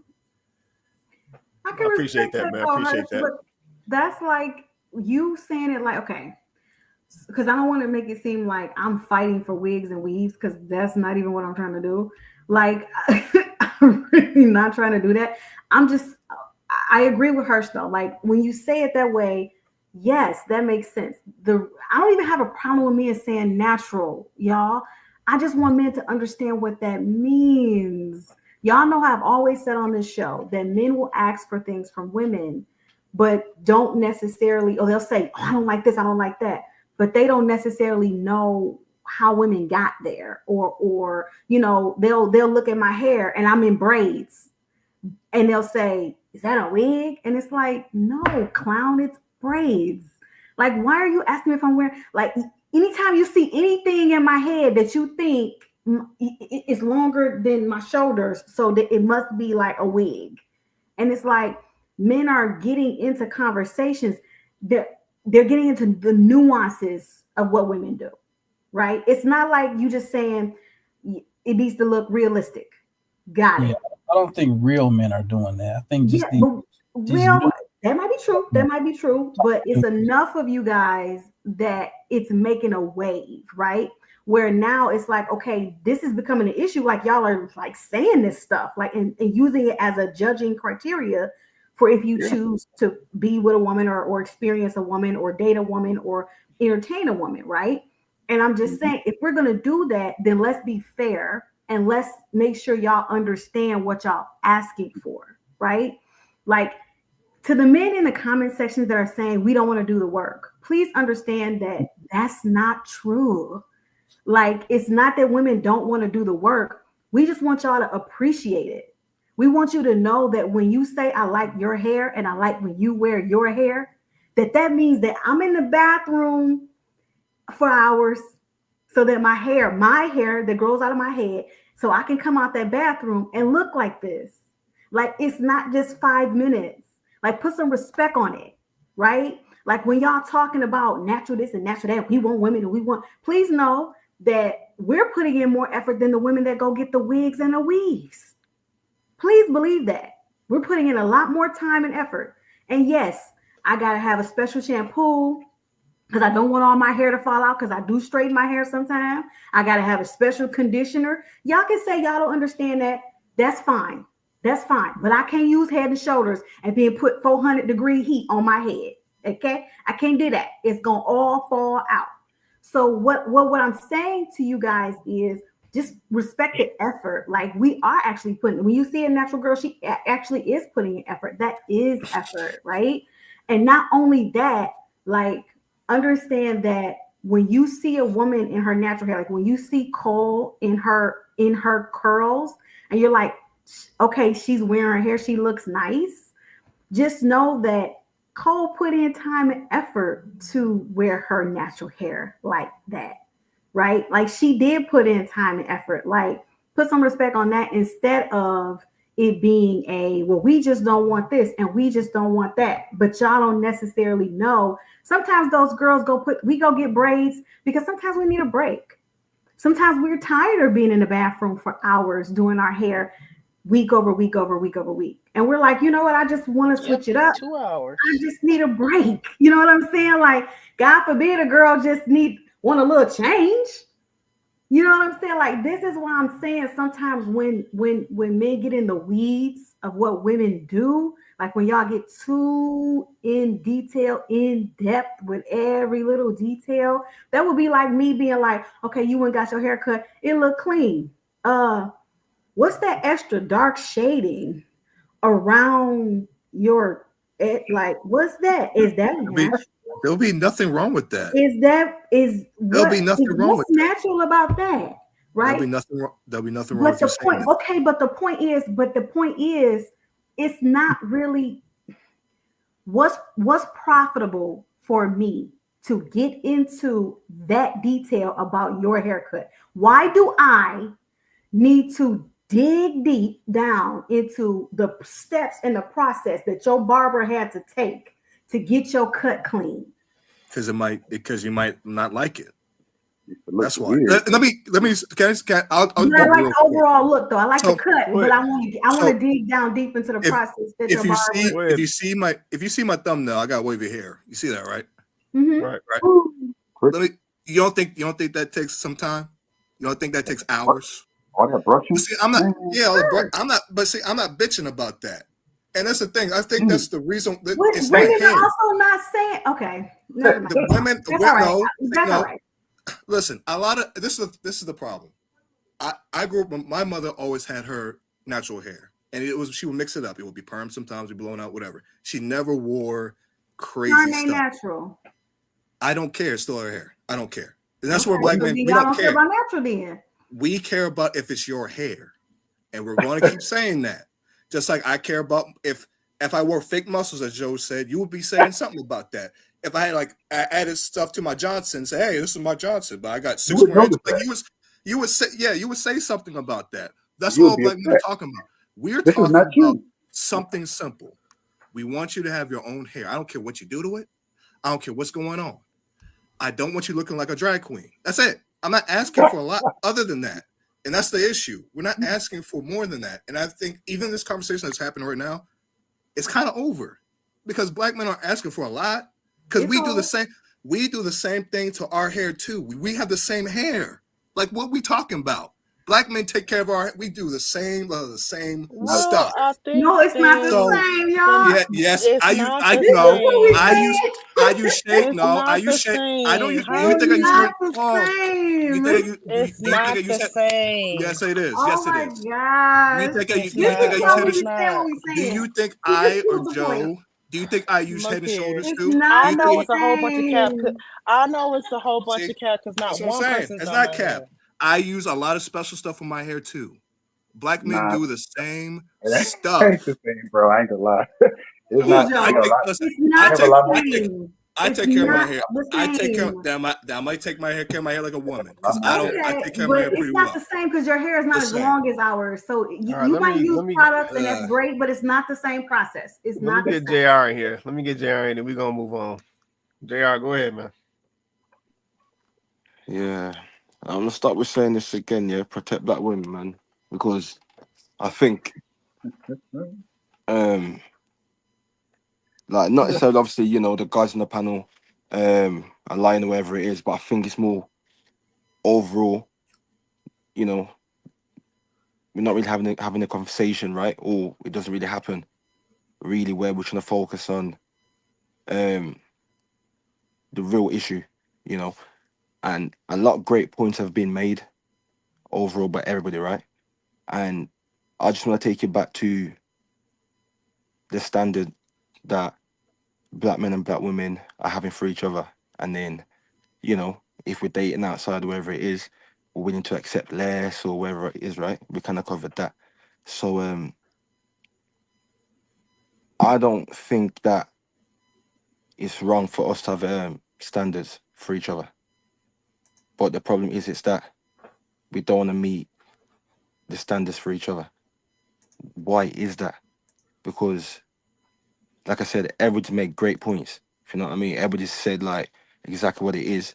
But like I said, the standards thing, we don't want to, raise it for one another, but we're willing to drop it outside, and we're losing. You know what I mean? We're losing. Like it's not making sense. So for me, that's why I kind of want to take you back to that. Why are we struggling to raise the standards for one another? Like, is it that we've been conditioned to do that, or is it that we literally just want to destroy each other? Like, what is it? Yeah, no, valid question, Jr. I'll be honest with you, and I said we're gonna move on. All I hear is we just don't want to. Like, that's what I hear. Yeah, we don't want to. And I said, I know we use these words and all that, and I think we have to let some of these words go and articulate ourselves better. I think that would help, so that there's not this confusion or this misunderstanding. But yeah, I just think between the two of us, the two genders, the black men and women, there's just a misunderstanding, and there is we'll call it what it is. There's some bucking that's still going on between the two of us. Let me just be real. Yeah, I think dudes are frustrated with the women. I think women are frustrated with the dudes. And it's like cooperation just feels like it's the last thing on the list. Like it's just the last thing on the list. And then I think in addition to that, what makes it worse is we are listening or we are absorbing information from a lot of the wrong people. Yeah, to Herschel's point, you know what I'm saying, that he made earlier. It's just like when you serious about a young lady, you're not coming at her like that. Yeah, one day she might throw a little wig on. You like, cool, she looking good. We out here. You know what I'm saying? Like one day she might have some braids. You like, oh, them braids look good. Fake hair, no fake hair. So it's like when somebody's serious about somebody and they own some grown stuff, some of these talking points don't even come up. Yep, but on the flip side of that, when a woman is serious about a man, then she will listen to some of these things that he says. Yep, so she may decide to not over embellish, and go super heavy with the makeup because she knows where he stands with that, or she may not go heavy with the wig on certain occasions, but sometimes she may come to that man and be like, "Hey, it's a bad hair day for me. I'm about to throw this wig on. We about to go out to dinner." He gonna be like, "Okay, baby, let's go." Yeah, so it's just we got this little friction in here that we got up in the middle of it, and it's just like sometimes it just feels like a woman says she wants something from a man, and the man like, "No, I ain't giving it to you." And then on the flip side, a man is like, "Hey, I want something from this woman," and she like, "No, I ain't doing it." And that's sometimes how it feels. It's like we not trying to cooperate. Yeah, we're not trying to hear each other out. We're not trying to work together on this stuff, and this is the outcome that we see. But I'm gonna leave it like that, man. We're gonna move on to the next video. As a man, if you're not willing to take a burden off of my shoulder, what are you in my life for? A man that doesn't lighten up my load can never be my man. Life is already a lot as it is. I gotta pay bills every month, take care of my mom, almost turning 30. It's just so much going on. So as a man, if you're not willing to take a burden off of my shoulder, what are you in my life for? I just don't see how women settle for men that are not adding anything to them. Because as a woman, you are so powerful. You are so creative. You're influential. You are literally the only being of your kind. You're a woman and a man mixed together. So you're telling me that all of that beautiful divine energy, you're wasting it on somebody who can't even pay your bills? Who's asking you what you bring to the table? I just want us in 2025 and moving forward as women to start being selfish with our energy. We only get one womb. You only have one chance to have your very first child. Make sure you're picking right, because I would hate for you to add all of that to a man's life.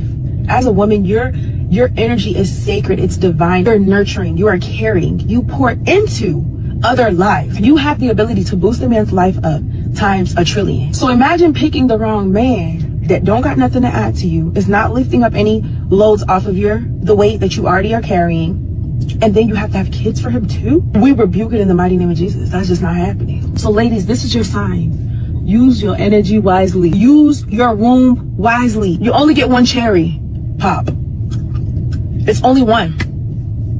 So please do not waste it on a dusty that doesn't see the essence of you as a woman. Okay, that's video number 2 right there. Shout out to the young lady saying what she had to say. Drop a comment. Let me know what y'all say, in relation to what she was saying. See, Donovan said, just here to add another burden for the entertainment of it all. Yeah, that's what she said, man. She, you're not bringing no value to her situation. She ain't understanding it. All right, let me come on to the panel. Coco, B-Box, and Herschel, Civil, Cole, Joe, JR. What y'all think about what the young lady? Who was that? Herschel? Go ahead, Herschel. Yeah. Go ahead, Herschel. First of all, I don't really want nobody that's going to be a burden in the first place. So I'm not looking for no burdens. I'm going to say that. But I will say this, though. My thing is, if she's looking for the right man, none of that would be a problem. You know what I'm saying?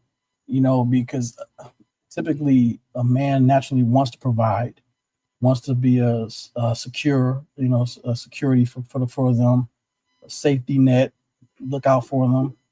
And so if she's approaching men that's not trying to do that in the first place, she's looking in the wrong place. That's what I feel about that. But also I think that a lot of times too, we have to realize that times are changing as well. Like me personally, this is my values. I feel like typically my attempt now going forward is like if I can't support everybody, then I'm not going as far as like marriage, family, this and that, until I can be at a place where I can support everybody if need be. I'm not looking for that. Now if there is a thing now because the economy is different, times are changing. It's not the biblical times. Things are inflation, tariffs. Like I just saw on the social media, I don't know if this is false or not, about November 1st, consumers' energy going to be hiking their prices. I mean, but is our salaries hiking up? No. So the way the society is making is where you need to have 2 or more incomes in the home to be able to just make it.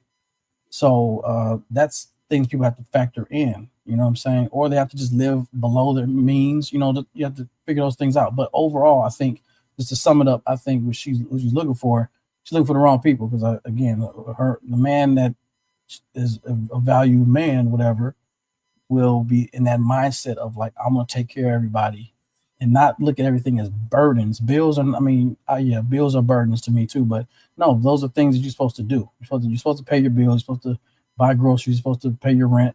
These are things that you're supposed to do. And so that's what, so again, I don't know. I get where she was coming from to a certain extent, but it's kind of tainted, and it puts a bad narrative out there, people to listen to and gravitate to, because putting up those words like burden and be selfish. You shouldn't even be married then if you want to be selfish. You know what I'm saying? Don't even go there. Don't do that. Facts. Yeah, and that's why we talking about this generation is cooked, man. Go ahead, Seb. What's on you, man? I'm actually going to try to play devil's advocate real quick and look at it from the perspective of the young woman in the video. What I believe she is saying is that she needs somebody that can help her get to that next level. And whatever that next level is for her, basically, if it's helping making bill paying easier, helping keep the house clean, whatever that may be for her. But she's looking at it from the perspective of there's no equal exchange. It's just, this is what I get. I give you nothing. You get me. You get box.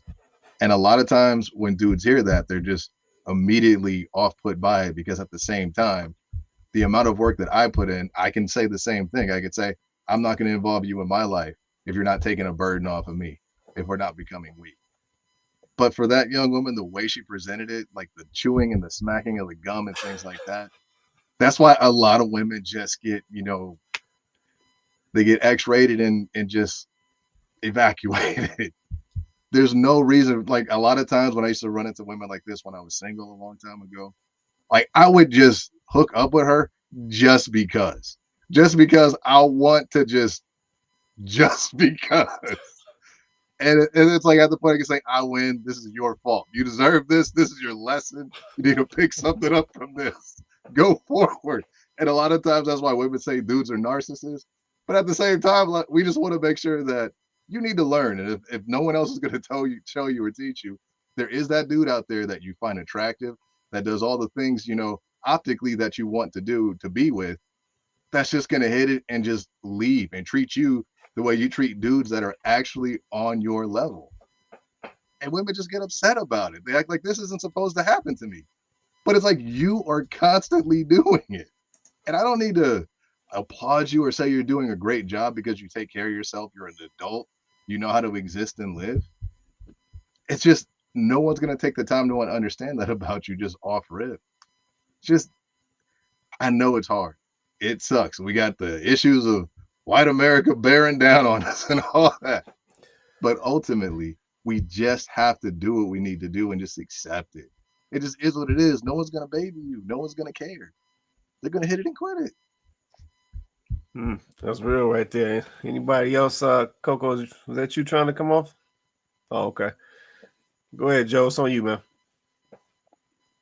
Yeah, I actually agree with Civil. I understand her intent behind the message, but that takes a lot of energy and thought to be like, let me see the deeper meaning of what she's trying to say. Most men who listen to that, they're immediately going to take it at face value and say, oh, no, she's selfish, she's a narcissist. I ain't trying to hear I don't care about the deeper meaning of nothing. I'm just going to do what Silver just said, hit it and quit it. All right, because I'm not trying to figure out what's going on. All I know is that she has some animosity towards men, and she thinks she's princess and Snow White and the Seven Dwarfs. I mean, like, she has this Disney fairy tale thing going on in her head of how she should be treated, but she not once did she mention anything about how she would treat the man or what she would do for the man in return. Typically, what I look for is a woman who's going to talk about what she's going to do for the man. And typically, if she's healthy minded, she's going to get that in return. So she's starting off on the premise of this is what I want, this. She's already starting off on a bad foot. And it's okay to want what you want, and like what you want, and have expectations.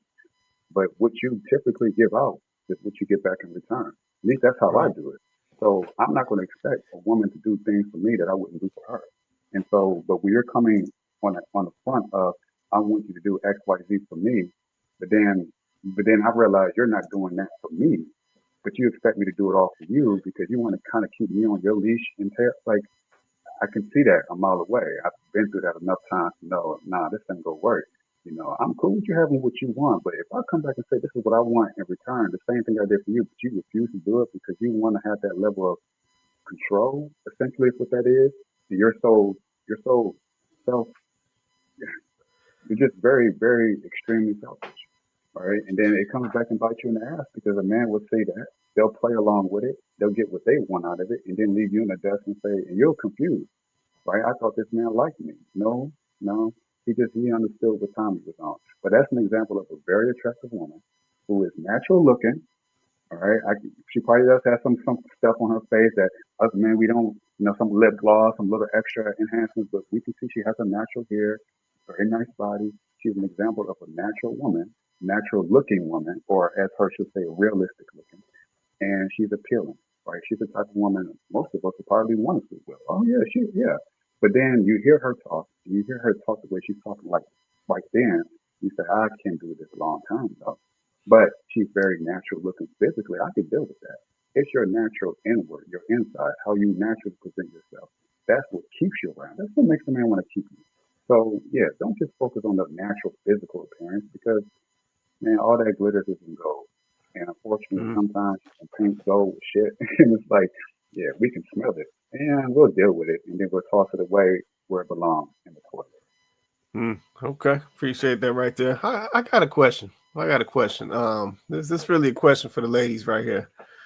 I know Cole hiding down low and she ain't hiding. So I see it's going down in these comments. But question for the ladies. We got some ladies in the comments as well. Keep it a buck with me because I presented this and I need to hear from y'all. Who chooses who? Does the man choose the woman or does the woman choose the man? I need to hear from the ladies. Ladies, drop a comment. Let me know what you say. Who chooses who? Does the man choose the woman or does the woman choose the man? So I'm coming to Coco and Cole first. Ladies, drop a comment. Let me know what y'all say. Go ahead, Coco. I think that this process is twofold because, you can't have one without the other. Like it doesn't work that way. So I think that the man selects the woman and then the woman chooses. So you guys have to go through a selection process. You select which girl, or maybe it's a choice between a few, and then she chooses if she's going to reciprocate whatever feelings or whatever it is that you're throwing her way. So I think that you guys have a selection process, and I think that women choose, because if we're talking, if you guys agree to this, that women decide if they're going to let you in intimately, right? Then that's a choice that they're making. They're choosing, right? So I think in that case, there is that element of choice that women have to make, right? Because y'all can select us all y'all want, but if we don't reciprocate, then it never goes anywhere. It's nothing. So I think that you guys select, we choose. Okay. I agree. Cole, come off mute, Cole. Who do the choosing? Does the man choose the woman, or does the woman choose the man? I mean, I pretty much agree with what Chloe said. So it's Really? pretty much. Yep. So you think that the woman chooses the man? To a certain degree. I mean, she chooses what she's tolerating, basically. Hmm. It's mutual, but different. She's choosing what she's Huh. tolerating, and he's choosing what he's gonna deal with. Huh. Okay. All right. Appreciate that. Let me check these comments real quick. Let's see. Victoria said both. Okay. So guess she's saying the man chooses the woman and the woman chooses the man. Let's see. Donovan said men pick, women choose. Huh. I Okay. wonder if there's still really a difference though, because I'm trying to think like the definitions of both words, choosing and selection. I mean, I don't know the definitions officially for both, but it sounds like they're very similar. But how we go about it based on just our gender is different. But so it's the exact same thing, same I believe anonyms of the word, but the way we do it and the way we express the word is different. But it's the same meaning. That's what I think it is. But I agree, it's both. We're both choosing Yeah.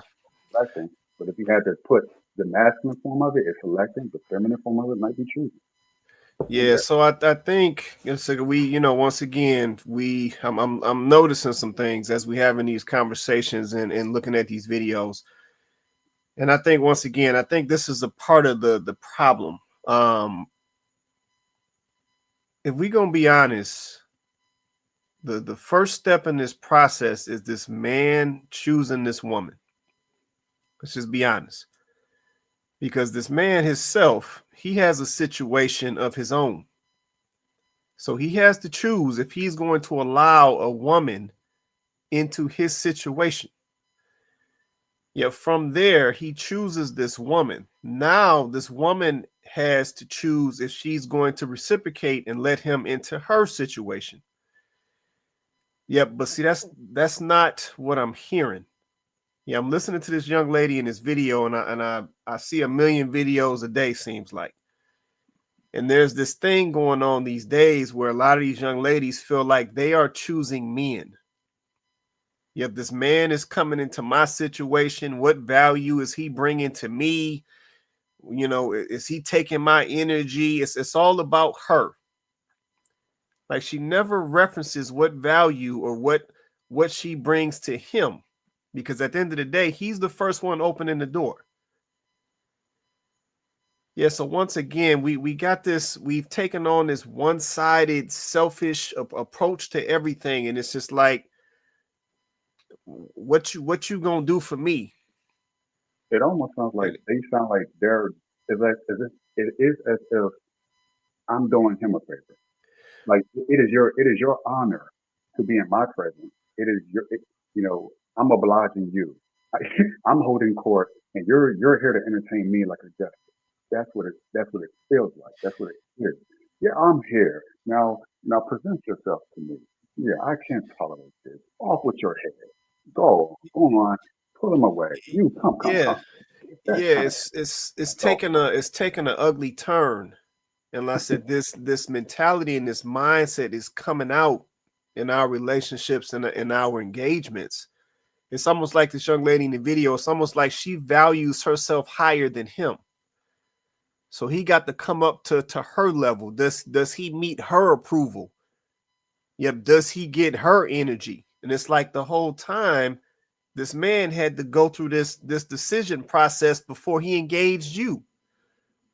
Yeah, so before he even engaged you, he had to run this scenario through his mind. Like, is this something I even want to entertain and bring into my situation? Yeah, because at the end of the day, like Herschel made the point earlier, that the man is going to be taking on this provisional mindset. He's going to be the one overlooking his family and making sure everybody good and this and that. But at the same time, we see in videos where young ladies feel like they that one. And it's just like, wait a minute. Because I said, if the stuff hits the fan, it's like you're not about to take that position. Let's just be honest. You're gonna be looking at him. Yeah, you're gonna be looking at him to figure out what y'all gonna do. You're gonna be looking at him, figuring out what's gonna be y'all next step. Yeah, there's some ladies that will step up and they might try to hold you down, but trust and believe it's gonna be a time limit on that. Yeah, so overall, this man is gonna be carrying the responsibility of this family, and you included. But yet you put yourself in a situation like you more valuable than him. Yeah, so that's part of the issue. Like I said, the more I listen to some of these things that are being said, it's just like, this is why this generation is cooked. Yeah, it used to be, because I consider myself an old head. It used to be, what do I bring to her? What does she bring to me? Yeah, can we partner up? You know what I'm saying? Like it was a totally different mindset, a totally different approach. But now everything is so selfish. Yeah, but listen, I think this is what is at the root of a lot of these issues. I said people are valuing themselves above other people. Yeah, this is why when a guy comes to a girl like, hey, I'm looking for this, she's looking like, I ain't got to give you that. Yep, and flip side, a woman comes to a man looking for something, he like, I don't owe you nothing. Like, everybody is valuing themselves over everybody. Like, we ain't all the same. Like, this ain't an equal playing field. Like, we ain't all average out here. Yeah, so this mess is crazy, but yeah, I mean, I know we're talking cooked, but yeah, this is definitely why we cook, just the way we thinking. Go ahead, Joe. I'm gonna keep us moving. No, I was just saying that's exactly the way I would put it. It's that celebrity mindset when you're not a celebrity. You're Beyonce, but you're not Beyonce. Right? You Taylor Swift, but you're not Taylor Swift. Come on. Denzel, come on. So it's this social media got everyone kind of messed up because everyone's thinking they're a star because they got a couple of thousand followers, which doesn't mean anything. I met a lot of women with thousands of followers, and they're just very average people.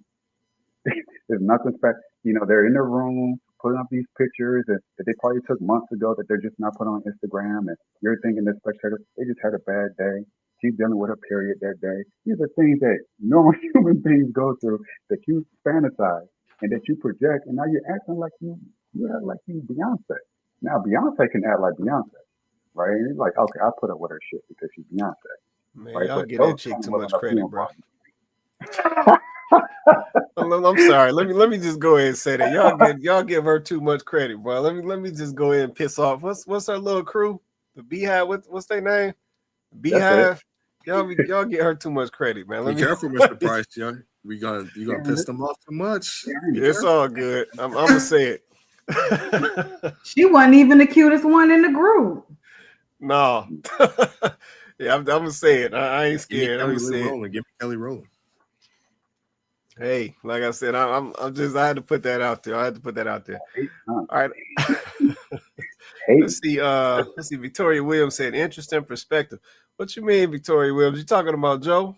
Or you talking about me? Let me drop a comment. Let me know which one of us you're talking about. But yeah, we just mindset just shot, man. I could keep going if y'all ain't got nothing on this young lady. Let me keep going, man.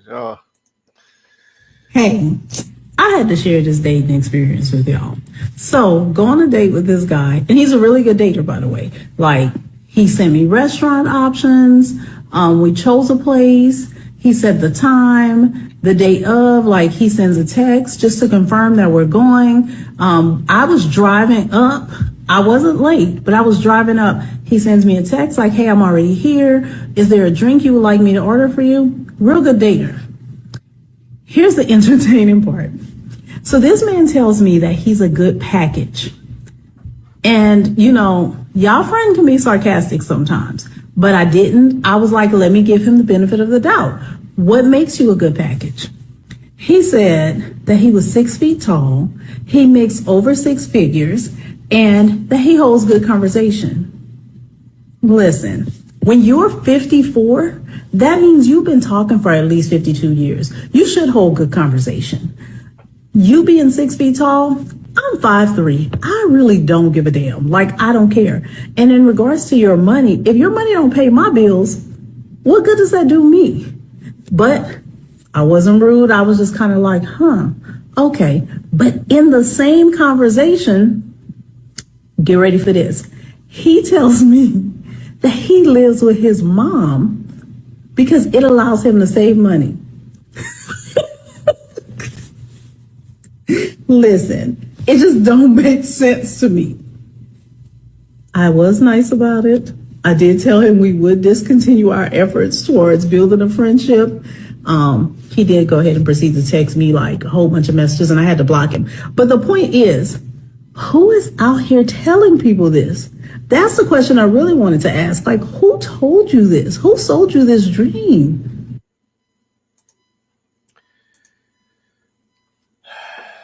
Man, let me just do this right out the gate because I can't even entertain it. Stop the cap.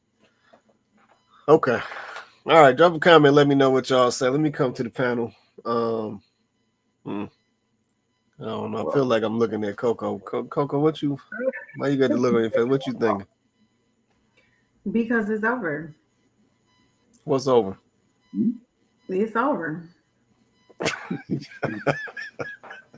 If one thing that y'all done taught me in this conversation, y'all don't give a damn.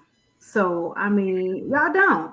Y'all don't give a damn. The women don't give a damn. Nobody gives a damn. So why should I? So, you know what I'm saying? Like, it's over. Okay. He said he's 6'6" and 6, and she don't care. Now all of a sudden y'all don't care. Now y'all don't care. All y'all wanted last year was 6'6" and 6. The devil's number. Now y'all don't care no more about 6'6" and 6. So, I mean, what you want me to say? Okay. You can leave that just like that, or you can leave that just like that. B-Boxer, Herschel, Cole, Joe, JR. What you up? Well, let me get these comments. Hold on. I'm coming right back. Let me get these comments. So Diamond said, let's see, he did all that. She dropped the ball. How much did he have saved up?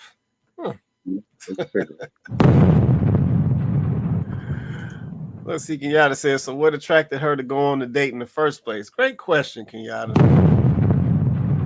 Great question. I was thinking similar. Let's see, Donovan says 6 feet tall. Yeah. I done heard it a million times, so I don't know when 6 feet tall disappeared. She said, who told y'all this or who? So I don't know where she been. Let's see, to who he said, let's see, yeah, it's over for the collective. Man, y'all can't be like this. It ain't over like that. Let me come on back to Joe. Joe, what you say, man? Yeah, I mean, that's crazy. So I can say the last woman I dated, to be fair, she was gassing me up. I mean, you know, you're tall, you're dark, you're handsome, you're making money. I was like, yeah. So, you know, it's a little odd that whatever. He mentions it, he talks about it, he said on the whole package, and he gives them a rundown of what that package looks like. I say let them be the ones to be the judge of that, personally. Because if she's dating him, she sees something in him that she likes. But, you know, I don't think that's too off-putting. It's that she's now acting like she's blind to everything that she was attracted to. Like the things that, at least initially, you don't know if he's got money, maybe, you know, but you see that he's tall, he's your type, you know, he's handsome, all these things. And he's aware of it, which is not a bad thing. I'm aware of it. It's just not something I go out telling women. It's just something like, oh, they tell me, you know, what it is about me they like. So he should have just kind of let her play that role, as opposed to him giving her a rap sheet of what is obvious about him, which can come off as insecure, but it can also come off as confident. So who knows what the dynamics were there. But I think her issue was that, you know, who is this man? What kind of hubris does he have to talk about how good of a man he is to me? When I think she knows how good of a man he was. Okay, he's living with his money, he's making 6 figures. Okay, well, that means he's probably paying the bills in the house, most likely. So he's not just leaving her hanging to dry. He's smart enough to realize, well, if I don't have any kids of my own or a girl of my own, what am I living in my, like, what am I paying $4,000 a month for? Now, a lot of women might take issue with that. He can leave anytime he wants. He finds the girl he wants. It could have been her. Okay, look, I got the money. I can just move out. Here you go, mom. I'm good. Thanks. Bye. All right. Help her pay 6 months of her bills and then move on with her. So she was smart. She realized, he's got all his money saved up. He's saving money. He is. If he's living his mind, she's allowing it. He's helping her around. So she's looking at just the surface level thing, and she's not looking deeper. Like, oh, okay, well, she's everything. He is everything that she wanted in him, and if he chooses her to take care of her, he's going to make that move. At 54, he hasn't made that move yet. A little strange, but nonetheless, that was the option, right? And she just chose to denigrate this man publicly and make it seem like he ain't shit. Oh yeah, Right. he got all this, and I know he do, but what does that mean to me? Well, it meant something to you because you went on a date with the man. So I'm kind of like split there in the middle about it, and I don't really have any negative or positive things to say about it. I'm just observing it, like from both sides. Like, oh, strange. We talked about it. It's a little odd, but whatever. She said it's a good date overall. She's a good dater. Maybe too much experience, and on her end, she's not giving the man his props. I like when a woman gives me my props and boosts my ego a little bit. Most men do. Oh, he got big muscles, just so tall. Yeah, I am. Yeah, we like that. We all do. I mean, so there's nothing wrong with stroking a man's ego sometimes, and playing into that because it can make that man want you even more. Because he's digging me, right? Instead of playing as if you don't, Yeah. don't do that. But, Please don't do that. but Don't try yeah, to but put let me. don't try to put down a man's what's the word? Trying to dim his light, even if he's overly boastful about it. Just don't go out of your way to try to put him in his place, right? Oh, you ain't all that. Yeah, you ain't really all that like you think you are that. That is not nah. We're gonna always go for the woman who strokes our ego more. I mean, Beyonce talks about it. I know you don't like Beyonce, Quay, I get it. But she talks about you got a big ego. Was that her? I think that was it. I like that Yeah, song. that was her. I do like Well, let me jump in here, man. I'm gonna say something controversial, but I'm just gonna go ahead and say it. Ladies, this y'all fault. Ladies, this is y'all fault. Cole, this is your fault. Any other single ladies somewhere, is this y'all fault? This is y'all fault. Man. Let me just keep it a buck. This lady, is so much cap in this video. I can't even contain myself right now. Stop the cap. First of all, ain't no dude going around talking about he no good package. Dudes don't even talk like that. So for you to make this video and get up here, and this is why I say this is y'all fault. And I'm looking at Cole specifically. This is y'all fault. Don't no dude even talk like that. Talking about he a good package. Why would he even have a need to tell you that? He's supposed to be taking you out on a date, so he gonna be talking to you, asking questions, this and that. He gonna be talking about he no good package. He's not gonna be talking about he 6 feet tall. He making over those 6 figures. I don't even know no dude who goes volunteering what his salary is and he dating you. Like, this is one of the fakest videos I think I've ever heard. And if this mess was true, this y'all fault. Because this the stuff that was on y'all list. Y'all wanted the 6 foot, 6 figures, 6 inch, whatever your third 6 was for a lot of y'all ladies. This is what y'all wanted. Yeah, so this y'all fault. Yeah, there's other things. She talking about dude said he was a good package because he had good conversation. It's like, see, once again, dudes don't even talk like that. Dude just gonna have a conversation with you, and it's either gonna be good or it's gonna be bad. He ain't gonna label it good conversation. So there's so much cap that I hear in this video right here. And then she said my man is allegedly 54 years old, living with his mama. Now, we know that there's situations where a dude at 54 may be living with his mama. Mom may be sick, dead, then passed away. So he over here trying to look out for moms because he don't want her in the nursing home and no stuff like that. So I can understand that. But at the end of the day, most dudes is not about to volunteer to you as a woman that the reason I'm staying with my mama is to save money. He's not going to tell you that.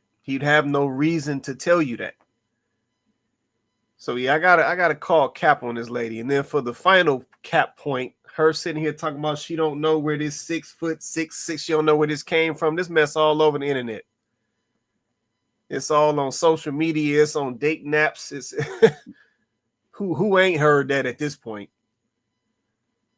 Yeah, so it's like the cap is just ridiculous in this video. And my thing is this. If instead of making these old fugazi fake videos, go get yourself together and go out on a solid date with a solid dude. Yeah, we got to stop trying to frame it like all these dudes is bumming out here and this and that. Like the young ladies were saying in the comments, Victoria and Kenyatta, is like, you still went on the date with him. If all this fugazi stuff about my man, you trying to call, point him out because he's staying with his mama and he this and he that. And it's like, but you still went on the date. You still extracted that money up out of him. You still got that free meal up out of him. But now you want to come back and block him because he tried to re-engage with you.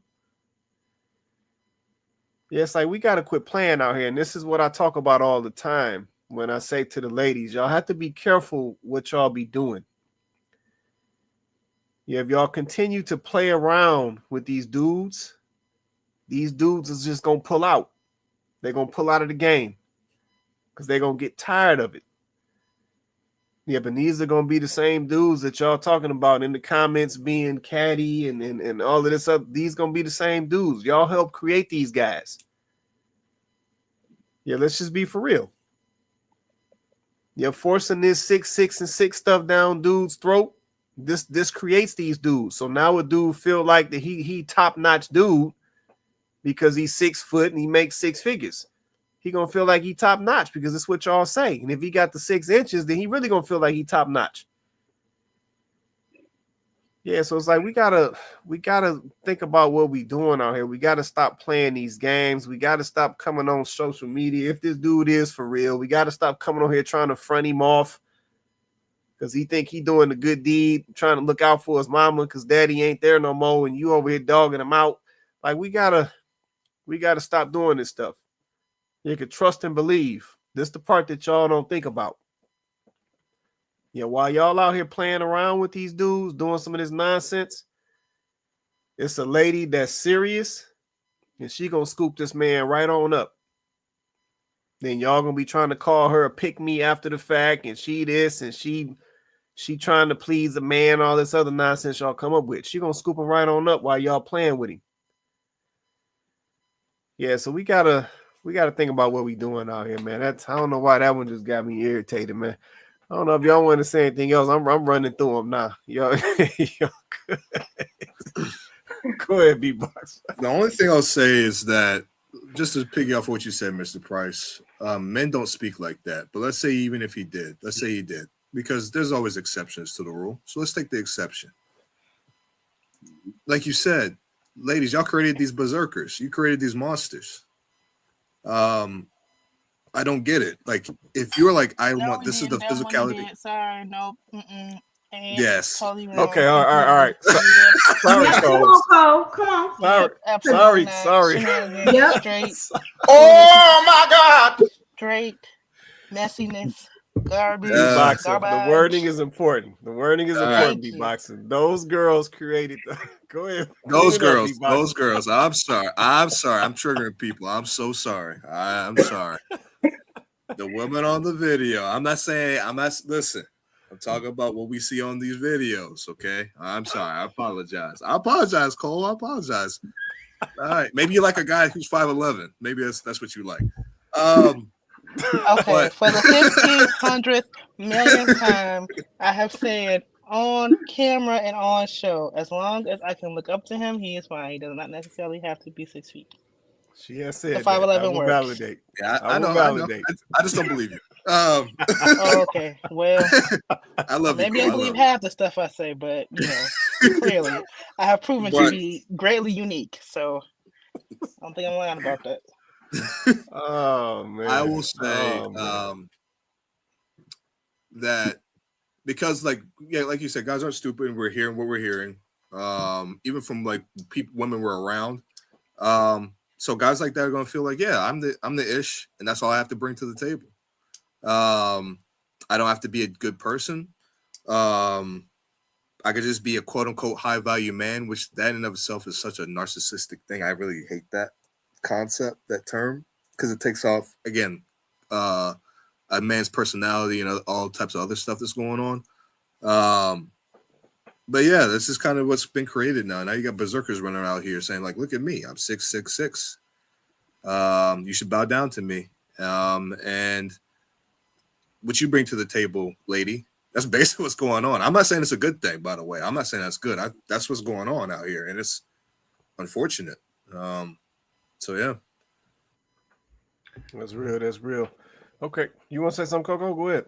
I was just gonna say it's the same thing for women. Like I think that men have created a dynamic for women where a woman feels like if she's got whatever, that's like if a woman goes to a date and expects a man to just, you know, roll out the red carpet for her because she's fit, feminine, and her version of friendly. Right? Like she could, and a lot of women do think that. See, because her version of friendly might not necessarily be your version of friendly, but she feels like she's fit, feminine, and friendly. So where the money at? I'm supposed to be able to get me a high value man because I'm fit, feminine, and friendly, right? So I qualify. So where them dollars at? I mean, this is what we have now. This is what I was trying to tell y'all earlier. This is the us problem. It's not a them. We keep wanting to say them. Men want to say them. Women want to say them. It's a us problem, right? Just leave it there. Okay, no, I agree with that. I agree with that right there. All right, let me keep going, man. They down here. I do not want to fight with no man. I want to be loved on. I want to be considered. I want my forehead kissed before you go to work. I want flowers on the bed when I come home. I want my hand held. I want you to put your hand on my thigh when we're in the car. I want you to move me to the other side of the road when we're walking in the street.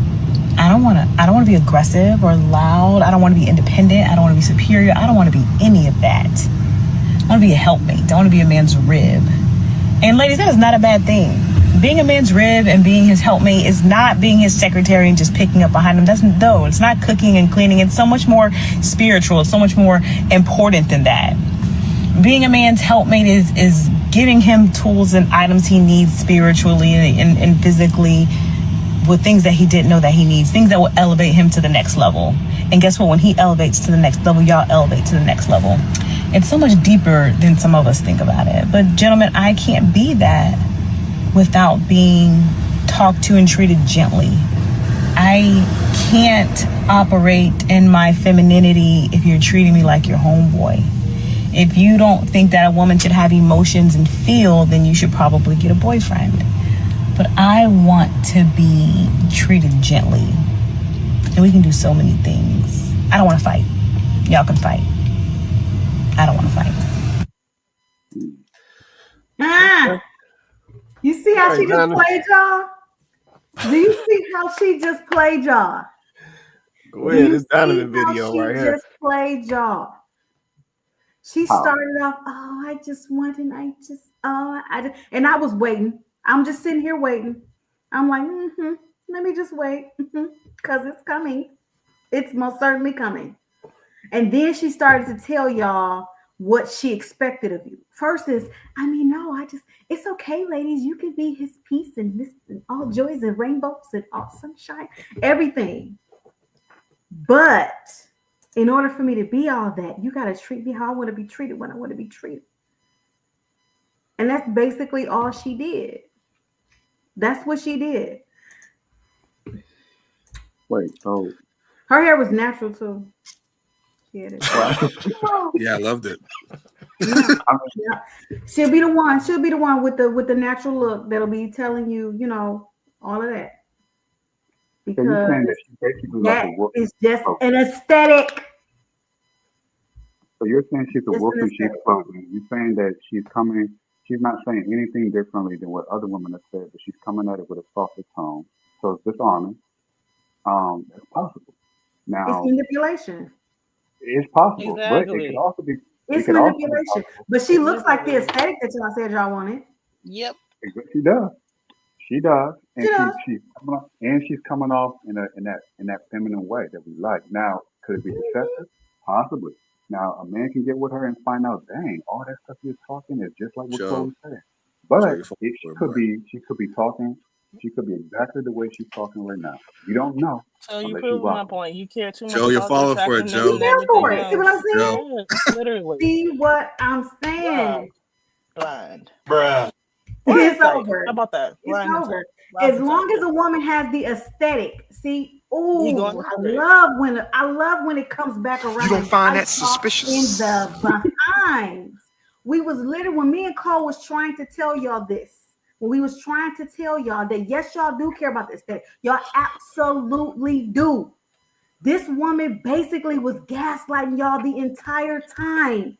But because she had the aesthetic that y'all say y'all want, y'all was ready to go. Y'all was ready to go. This is what we be trying to tell y'all. But y'all tried to make us think we was crazy, right? Oh, y'all just lazy and y'all don't want to work hard and y'all don't this, y'all. No, we're being honest with you. We're actually being real with you. We're actually telling you that, yeah, okay, we like natural hair too, but y'all, when y'all be asking for this stuff, yeah, it sometimes it be a bit much. We just simply trying to give y'all a perspective, our perspective. We actually the ones being honest. But then you got them right there. They gonna present to you what you say you want. And then the minute you get in it with her, and you done probably hit her first. Oh, you done got the draws. By the time she show you who she is, you done already slept with this girl. Because she presented, she was calm, right? Oh, she was soft when she told you the lies. She was gentle when she gave you things. She was soft and feminine when she was narcissistic. She manipulated you in such a gentle way. It's like, get out of here. It's over for y'all too.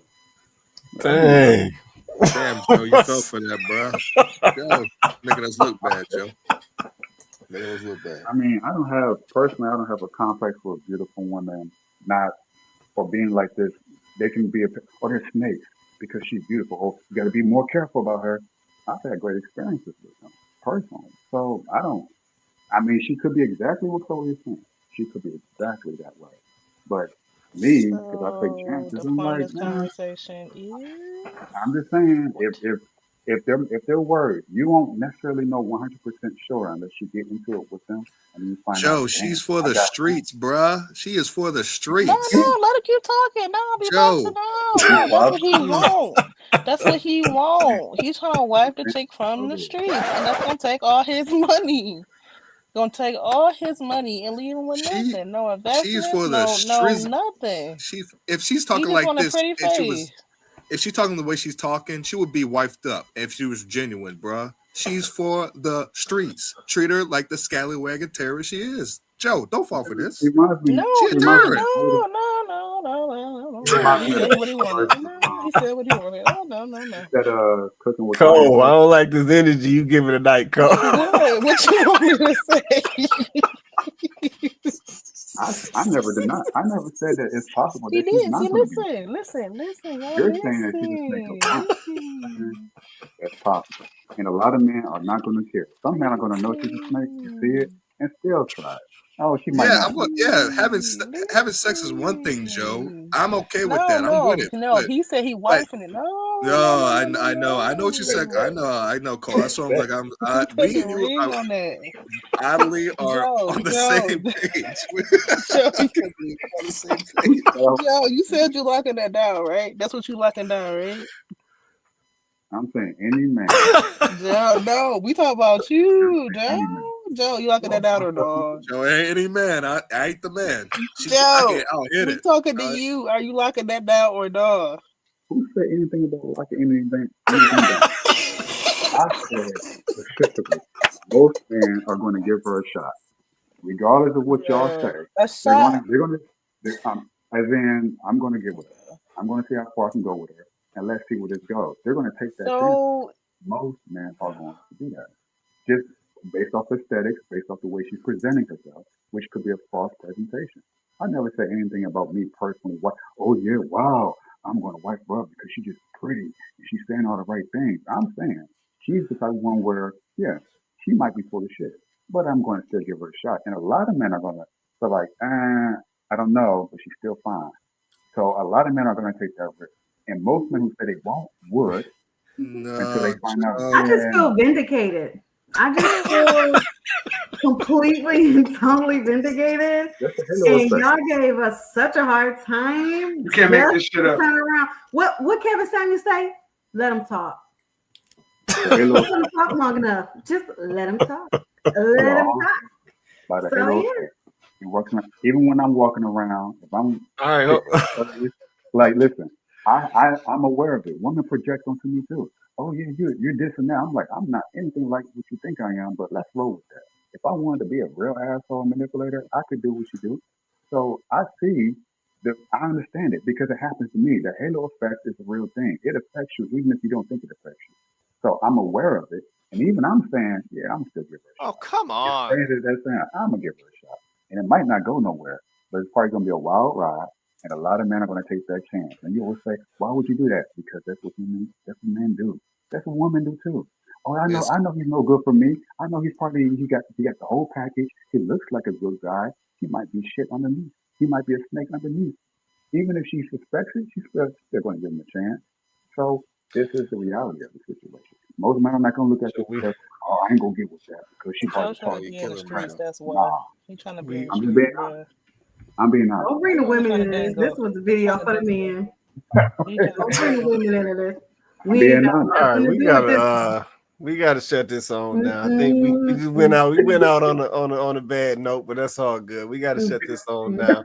I'm coming across the top and the bottom. We going. I think yeah, we just got messed Oh, up. come on. We're gonna go and pull on up out of here. Coco, you got anything you want to say before we get up out of here? I wish you had the Kevin Samuels outro music. Oh. Points have been made. Points have been made. Things have been said. And, I'm undefeated. That's all I got to say. My record is good. I'm in good standing. Oh, come on. But this ain't about me. It's not about me being right again. It's not about Cole being vindicated again.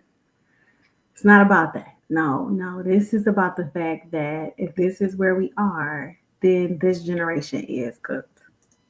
Like, we've been doing this show for 3 years, 5 if you count the other show.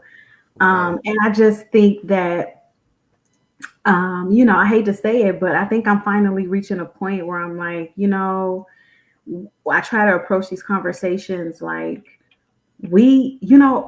Black people, our poop stink. Like, it really does. But we don't, it's like we are blind to the stuff about ourselves that has us in this situation. Like, Black men do not want to accept their stuff. They're not ready to have that conversation. Black men don't actually want to go back and look at everything that they've done from generation to generation to see where they contributed to where we are. And Black women definitely don't want to go back from generation to generation to see what they've done to contribute to where we are. We didn't just happen to get here, right? And I just think whenever we have this conversation, if we can't have it honestly and genuinely with both parties saying, okay, let me just hear what you're saying. I don't have to agree, right? But all this lying and victimhood and capping, and it's not going to do us any good. At the end of the day, we both like an aesthetic. Black women have an aesthetic for Black men. They do. And Black men have an aesthetic for Black women. And those aesthetics are unique to each other. We are not going to the others and asking them for what we're asking from Black men.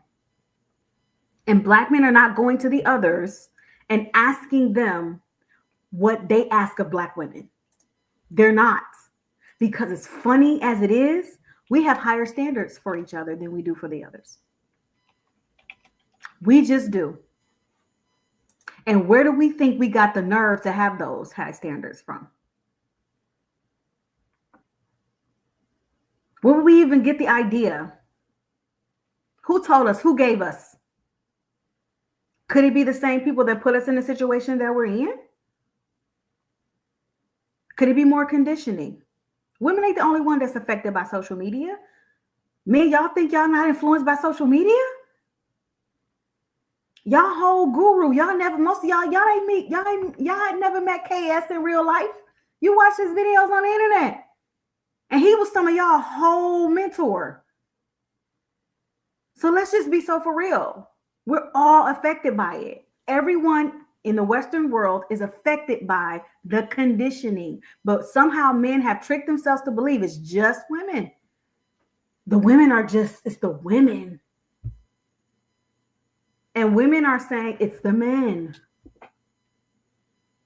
Meanwhile, we were on track to outpace the others in population.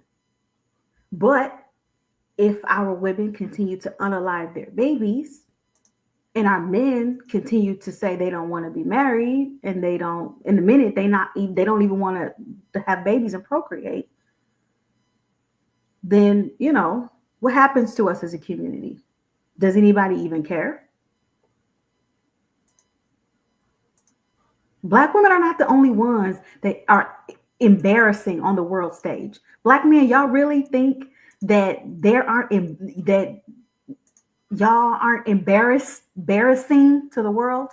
Y'all really think that the stuff that they see, even if it is propaganda, even if it is stereotype, you really don't think that there's no negative opinion about y'all in other places? Y'all think y'all images are pristine? Really? That's what y'all think. It's like everybody is, buying their own hype. And it's stopping us from actually being able to have a real conversation to move us forward. Because we literally are all we got.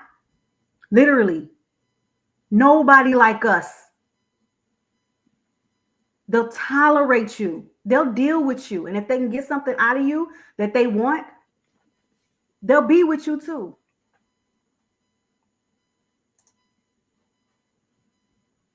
But that's all it is. So yeah, if this is where we're at, then we are cooked. Okay. Appreciate that right there. Let me come over to B-Box. It's on you, man. Go ahead. Yeah, just to the topic. I think there's just as far as things don't happen in vacuums. As kind of as Coco stated, there's always a theraflu and a historical contextualization as to why things are the way they are. I just think that we're kind of at a point with the genders that I will say this as a millennial black man. I'm not saying this for everybody, every black millennial male. But like I said in the beginning of this panel, we're kind of done with the negotiating phase. We've seen that before with the older generation of black men trying to negotiate stuff. I think we're trying to push things forward and say, hey, this is what we want. And if we can't get it, then it just is what it is. Now, you see that in different ways and how that manifests in different ways. But that's kind of where we're at, especially my generation. There's not going to be a real conversation. And as Silvers did say, as far as he called it the Beijing of the NBA, that's kind of what's going on. So I don't know, man. At the end of the day, it's either you got to do what you got to do. And I do feel sorry for the black women who are decent, who are kind of caught up in it, but that's kind of where we're at as a people, as a gender. That's where black males in my generation, this is where we're at. So I don't know. I mean, there's no real fix. I don't think it just is what it is at this point. That's just my thoughts, at least. Okay, no, I appreciate that. Hirsch, it's on you, man. Yeah, as far as being cooked, man, it's like unfortunately, since I'm a single male, I'm in the population that has to deal with all this stuff. But I look at it like this, man. I look at it as like it's not really as far as blaming. It's not the man or it's not the woman. It's actually the mentality. That's what it is, and it's being put on social media, put in reels and posts, and it's just the narrative that's being shown. Like even like earlier, as far as a lot of our points that we're making, as far as our views about how black men view things, it's because the only people are getting play are these simp type guys that are saying these crazy things. And then on the flip side too, it's these crazy females that are being the ones putting out their stuff, saying all this stuff, and getting is getting a gathering. You know what I'm saying? Like just like a group. Like a cult. Like for example, just the last video you showed. What I'm saying, that lady right there. She. I mean, the reality is this: if she was not for the streets, her video would have played out differently. It would have been she would actually for one, she would have had a ring on her finger. For two, she wouldn't have been saying what she wants to do. She would be trying to give advice to other women about how she got it done. That's how you can decipher and know whether somebody is for the streets or not. You know what I'm saying? But the problem is too many of us are getting trapped into that web and manipulated on both sides, on both ends. Again, it's the mentality.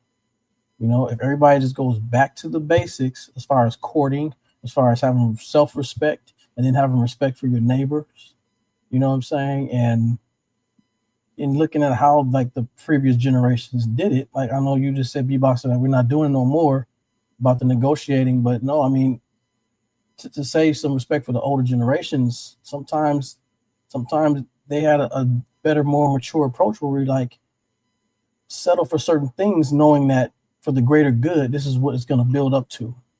You know what I'm saying? Versus just saying, squash it all, I'm done, screw you. It's about me against the world type of deal. So I think we all need to get back to the older, not to say older, but just the regular ways of just regular things. Just for example, like if you want to put something together, there's a certain way you got to put it together for it to work. You can't. Sometimes you can alter things and make it and rig it and this and that, but eventually it's not authentic. It's not the real deal. It's not gonna last. So the only way it's gonna last is if you put it together the way it's supposed to be put together. So there are certain things that we have to do to make it be put together, like marriages and unions. It's a certain way we have to go about it, and we're not doing that anymore. That's facts. That's facts. Appreciate that closeout, man. I know Cole said she was good. Joe, it's on you, man. Go ahead. Oh, she not? No, I got one. Yeah. Oh, my bad. So Go ahead, Cole. My bad. that's cool. So related to the topic, I think we are cooked. I think as a community right now, we absolutely suck. Period. Like this crazy thing that we keep talking about, all this attractiveness and extra monetary things when we on the low totem pole is crazy. So I think with that, honestly, Amazing. since this is really how the community feeling, I have to make some different decisions. I'm not gonna keep waiting around forever. And knowing while I'm still trying to meet this needle that keep moving. I'm gonna meet it, but I guess black men not gonna be my choice. Ooh. That's it. Well, dang, Cole. What? I mean, having these standards and being at the bottom is crazy, right? Crazy Though? word, crazy word. Crazy. Embarrassment. But Y'all at the like looking bottom, last and then being imagine embarrassed that. publicly. That's what y'all want to do. That's how y'all like Imagine being that. perceived. That's cool. I ain't gonna be with it though. Crazy. Wow, Cole, this energy But they ain't ready for tonight. that This conversation. is They're not, but it's too late. Just gonna get Oh well, embarrassed. That's because it. you know what, black men gonna be alone too. But they said they don't mind. That's fine. They be They bald, got ugly, Pornhub, all the crap at 50. so That's they fine. good. But they ain't gonna be me. They gonna be Oh, good, come girl. on. ooh wee. Okay. Well, I ain't mad at it. Like I said, I like yeah, I like it. I like a little spice. Ain't nothing wrong with it. Go ahead, Joe. It's on you. Go ahead, Joe. Sounds like she's got a bit of a vendetta. Well, Oh you no, ain't messed no us vendetta. up. It's You facts. No, messed it's us up, facts. Ain't Joe. no vendetta. It's just facts. We draw the line. Period. No vendetta. Just facts. Oh, yeah, no, guys, you're just black man. They're for the streets. I ain't gonna do it. Oh, no, it's not personal. No, it's no vendetta. I feel the way you want to dress it up. It's cool. I mean, you Yo, feel like because people done playing games, we're not playing games no more. If people want to keep playing games, that's fine. But I'm just not going to. There is more than life than just this one step. Got other stuff to do, and we'll do it happily than dealing with misery and these excuses and this foolery. It is foolery. Like, it's straight foolery. I would be embarrassed. And I'm not gonna do that. Okay. keep your options open. I mean, I think that's bottom line.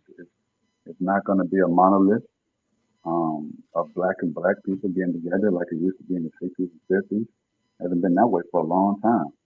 So I think there's a lot of people trying to keep that thread together, but I don't see that. It's like once Virginia has been taken out the bottle, there's no putting that back in. Because people now got the internet. You got people who travel more often now. You got people who are, amongst other people that don't look like us more often. So it's not like Black Wall Street, right? It's not like you had to get along with each other. It's not like it's, I'm not against what you're saying, and I think men are just telling other men, hey, if you're not getting what you want within your particular community, then you branch off somewhere else and you find love where you find it. I personally don't think it's just a step. I think it's a big step. It's a major step. Finding that person that's for you. I would encourage that, whether they look like me, myself, beatboxer, or of a lighter complexion or totally different ethnicity. Wherever love finds you is where you should go. That's what I say. And I wouldn't say no, not to you because I want to focus on a black man. I wouldn't even tell you that. And I'm a black man. It's just wherever that love feels right and that connection is right, then that's where you should go. I guess to the topic, I don't personally think it's cooked. I think this generation is going to be all right. It's going to take on a different form. It's just not the way that we used to see it, that we had our grandparents have known it. But I don't think it's necessarily cooked. It's just different. But only time will tell if it's actually cooked, right? It takes time for a turkey to bake in the oven to see how it turns out. It can come out perfect, juicy, and perfectly scrumptious, or it can turn out completely overcooked and burnt to a crisp, and it's like, that didn't work out too well. But right now we're in the middle of it. I feel like we're just in the middle of that process of it getting cooked. Now, our job is to hopefully, ideally, take the turkey out the oven before it roasts itself to death. But we don't know. We're going to find out. Probably not our generation. Maybe our children will see the benefit or, I guess, the lack thereof in the future.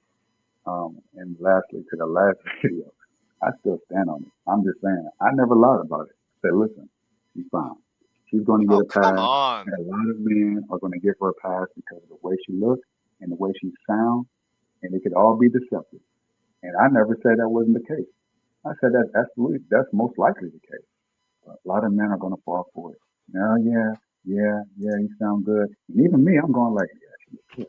Okay, I hear what she's saying. Yeah, I'll probably still give her a shot, and I might still get burned. I'm saying I'm including myself in that picture. Like, damn, she got me. Now, has it happened to me? Not a recent memory, but it's possible. And a lot of men would take that chance. That's all I'm saying.